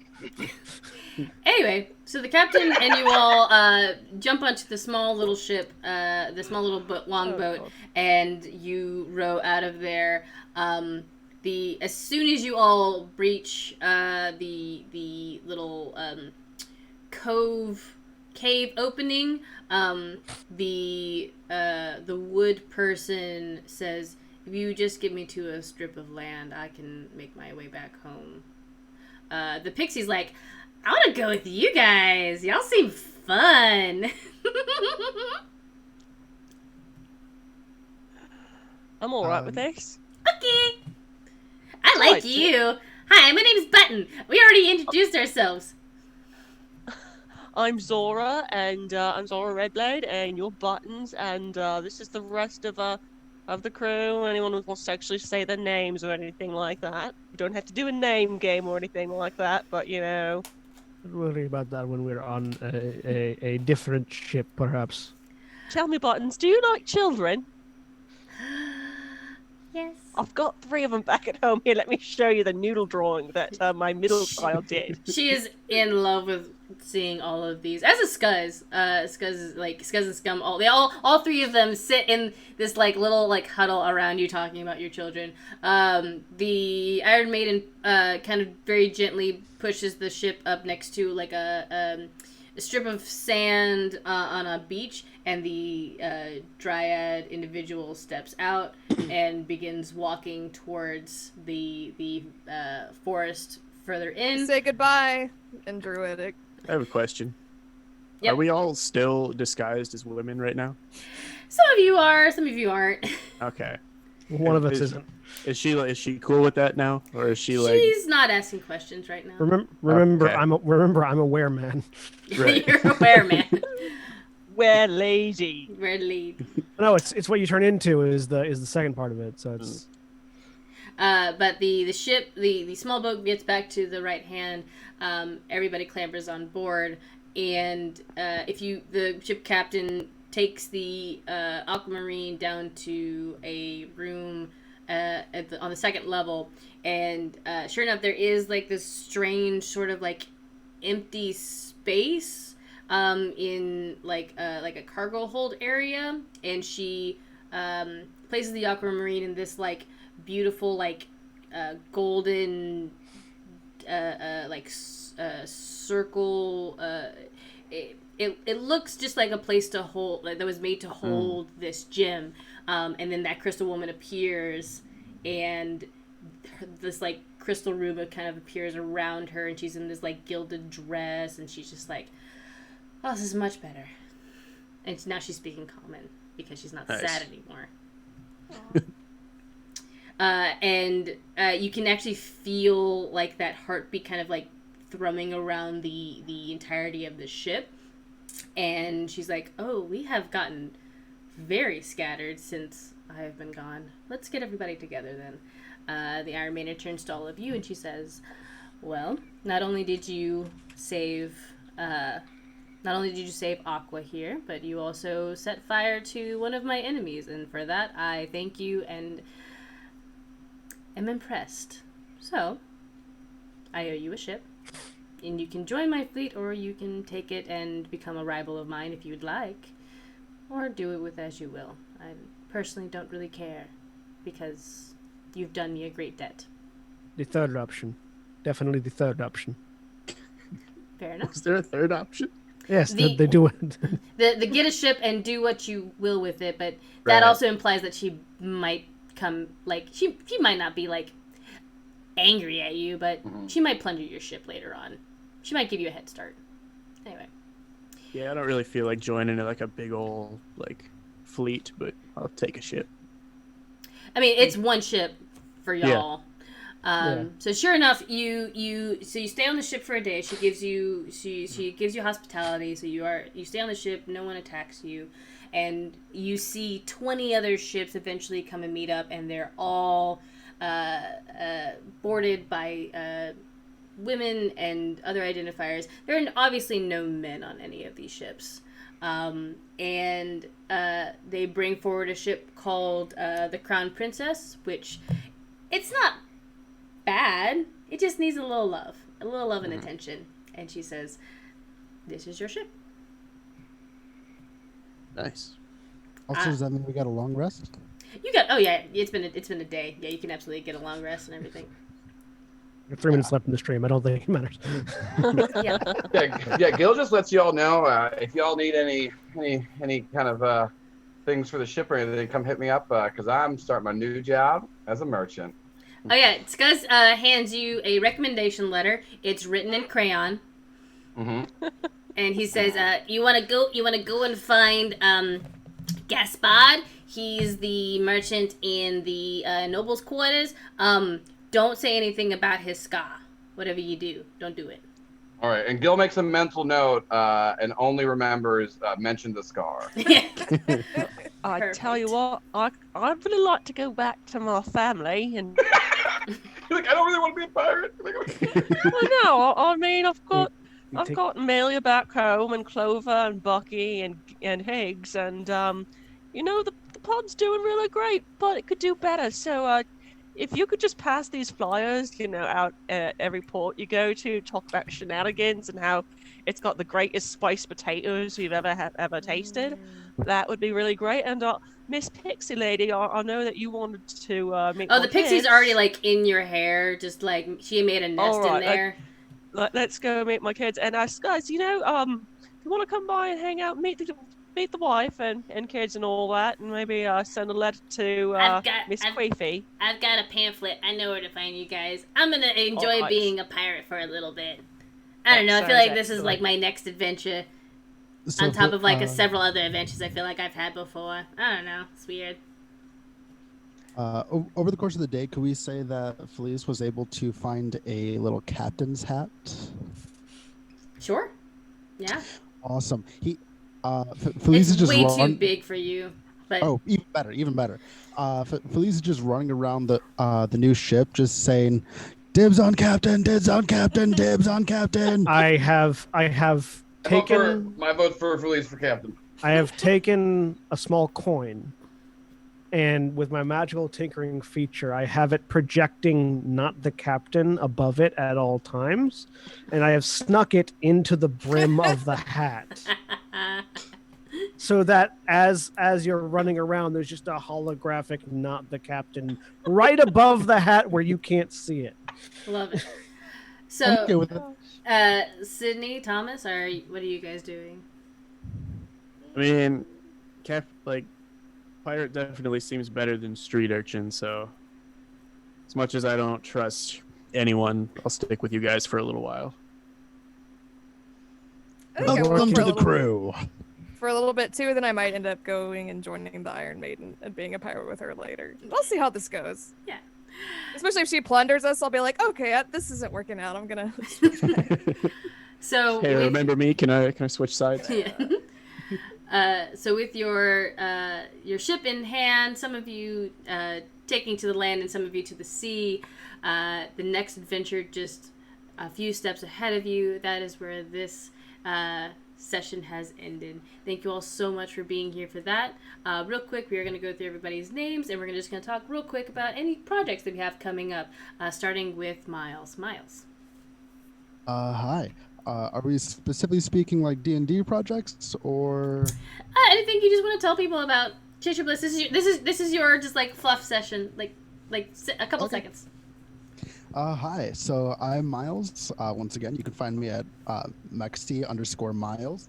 That's MEXIMILES. So I am actually currently working on starting up my own coffee shop. It's going to be called The Ugly Mug, and things are looking good. So more info will be coming. It'll be called The Ugly Mug. Good luck.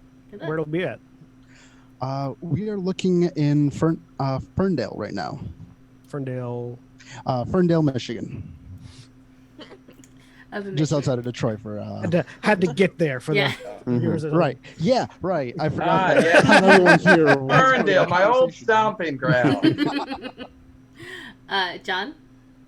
I'm John. In case you missed it in the preamble, I'm the executive producer here at Final Show Films. So this is my channel, thank you all for joining us here tonight. If you're interested in more things that we do here at Final Show Films, on Wednesday we're starting up season 3 of Changeling the Lost in Grove or Green. It's going to be run by the game master Jack Gregory, who's one of our recurring game masters here at Final Show Films. Check that out for a lot of emotions and trauma and fae-like things going on. It's a pretty good series. If you want to get caught up, the VODs for season 1 and season 2 are on our YouTube channel, youtube.com/Final Show Films, which is where you'll also find the VOD for this. On Thursdays, we have D&D. I run currently running Grand Terra Shadowfront, which is a 5th edition D&D campaign that is occurring Thursday nights. And every other Friday, this week being one of them, we have Lancer.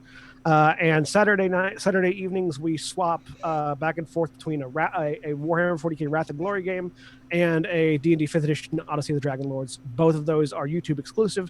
We record them straight to YouTube and they go up Sunday morning. So if you're interested in any of that stuff, check those out. And we always have more things going on all around the place, including this, which is now going to be every other week on Mondays. Shannon? I'm Shannon Strucci. I'm a video essayist. You can find me on YouTube at Strucci Movies. You can find me on Twitter at Plenty of Alcoves. I'm the film correspondent for the leftist pop culture discussion podcast Struggle Session at Struggle Sesh. I'm a player on the teenage superhero, body horror, queer, anti-fascist podcast Joel runs called Critical Bits at Critical Bitcast. And normally I'd be doing conventions, but that's not happening right now, so I'm doing a lot of streaming stuff. Same. Joel? I quit my show just now, and I'm going to become a solo artist, and my debut single is going to be called Pipes You Can Clap To. Perfect. Excellent. Is that all? Yeah. Joel, Perfect. Okay, fine. You just said it. You already fucking said it. I run a podcast. It's funny. CriticalBitCast.com. You can find us on Twitter. We got a bunch of bonus stuff. We're like episode 40-something. I did like 2 bonus episodes called Spider Day where we have over 60 different guest characters. They all die. I did a 6-episode miniseries called Seasons, using Monster of the Week. It's really great. It has 16 players. It's really fun. You can go check out seasonsminiseries.com. And I don't know, just go check it out. It's fun. Fucking pipes you can twerk to. It's funny. I thought of it. I had to say it. Catherine? How do I follow that?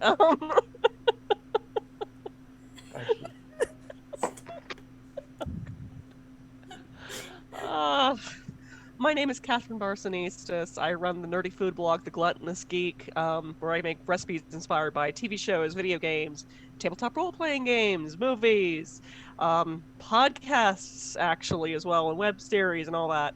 I run a weekly cooking show, and I actually have, 1, the energy to do so, and 2, the ability to find ingredients during a pandemic, when everything tends to be sold out. Wednesday nights at 7 p.m. Eastern, called Munchies and Minis. This past, I want to say Friday, I did kind of a Munchies and Minis happy hour making cocktails from the game Drinking Quest. So I have no idea what I'm making this week, but maybe it'll involve booze because I have a lot of booze left over from that. But you can find my website at thegluttonousgeek.com. You can find me here on Twitch at thegluttonousgeek, or you can find me on Twitter at gluttonous_geek. So, yes, come into my realm and I will pretend to feed you. If you ever need a taste tester nearby, I am willing to gorge. I'm in quarantine. I'm safe. Please. Oh gosh. No, actually, what we want to do when the plague is finally subsided, I was gonna wait until I was actually, had something scheduled. We're planning on doing dungeons and dinners, where a party of 6 can come to my house. I will make a multi-course meal. We have homemade mead that we will also serve, and we will have guest DMs, some of which may have actually been on this show that you've seen tonight. So, yes, that is an invitation, guys. So, yes, look forward to that. Pipes you can... so one of you is banned from the call. Weird. Joel dropped off the call. I don't know what happened. Oh God. And Abe is saying Abe has first dibs. This has been declared. Okay. Okay, Abe. All right. Sure. Yes. I ran this game. Thank you for running it. Also, you did great. No, it's not my turn yet. I'm gonna wait. But yes, that's once the plague has subsided, this shall happen. And it so shall be. Logan? I'm Logan Bocut, and I don't really do anything public, honestly. I just kind of fell into this group by accident. Where am I? We're happy to have you. Thank you so Talking much. about for a being meme we here. saw recently was You're, funny. you're on the internet. It's Monday, 2020 still. Still, if Somehow. March day 125, Can't believe 26. Something in there. Yeah. And I am Nikki, your Dungeon Master. You can find me on Twitter at TheWeekDM. I do stuff here with Final Show Films, the bi-weekly one-shots every other Monday, and then on Thursday I play Scuzz Multi-Buckets, your happy little goblin rogue, every Thursday as well. And I will probably be around doing a variety of other things because that's just the kind of personality that I have. Remember, everyone, Black Lives Matter, Trans Lives Matter, wear a goddamn mask. And we will see you not next Monday, but the Monday after for more shenanigans. Also, bi people exist. Bye, people exist. Hell yeah. What? Right? Anyway, say goodnight, everybody. Good night. Bye. Hey, Cam! And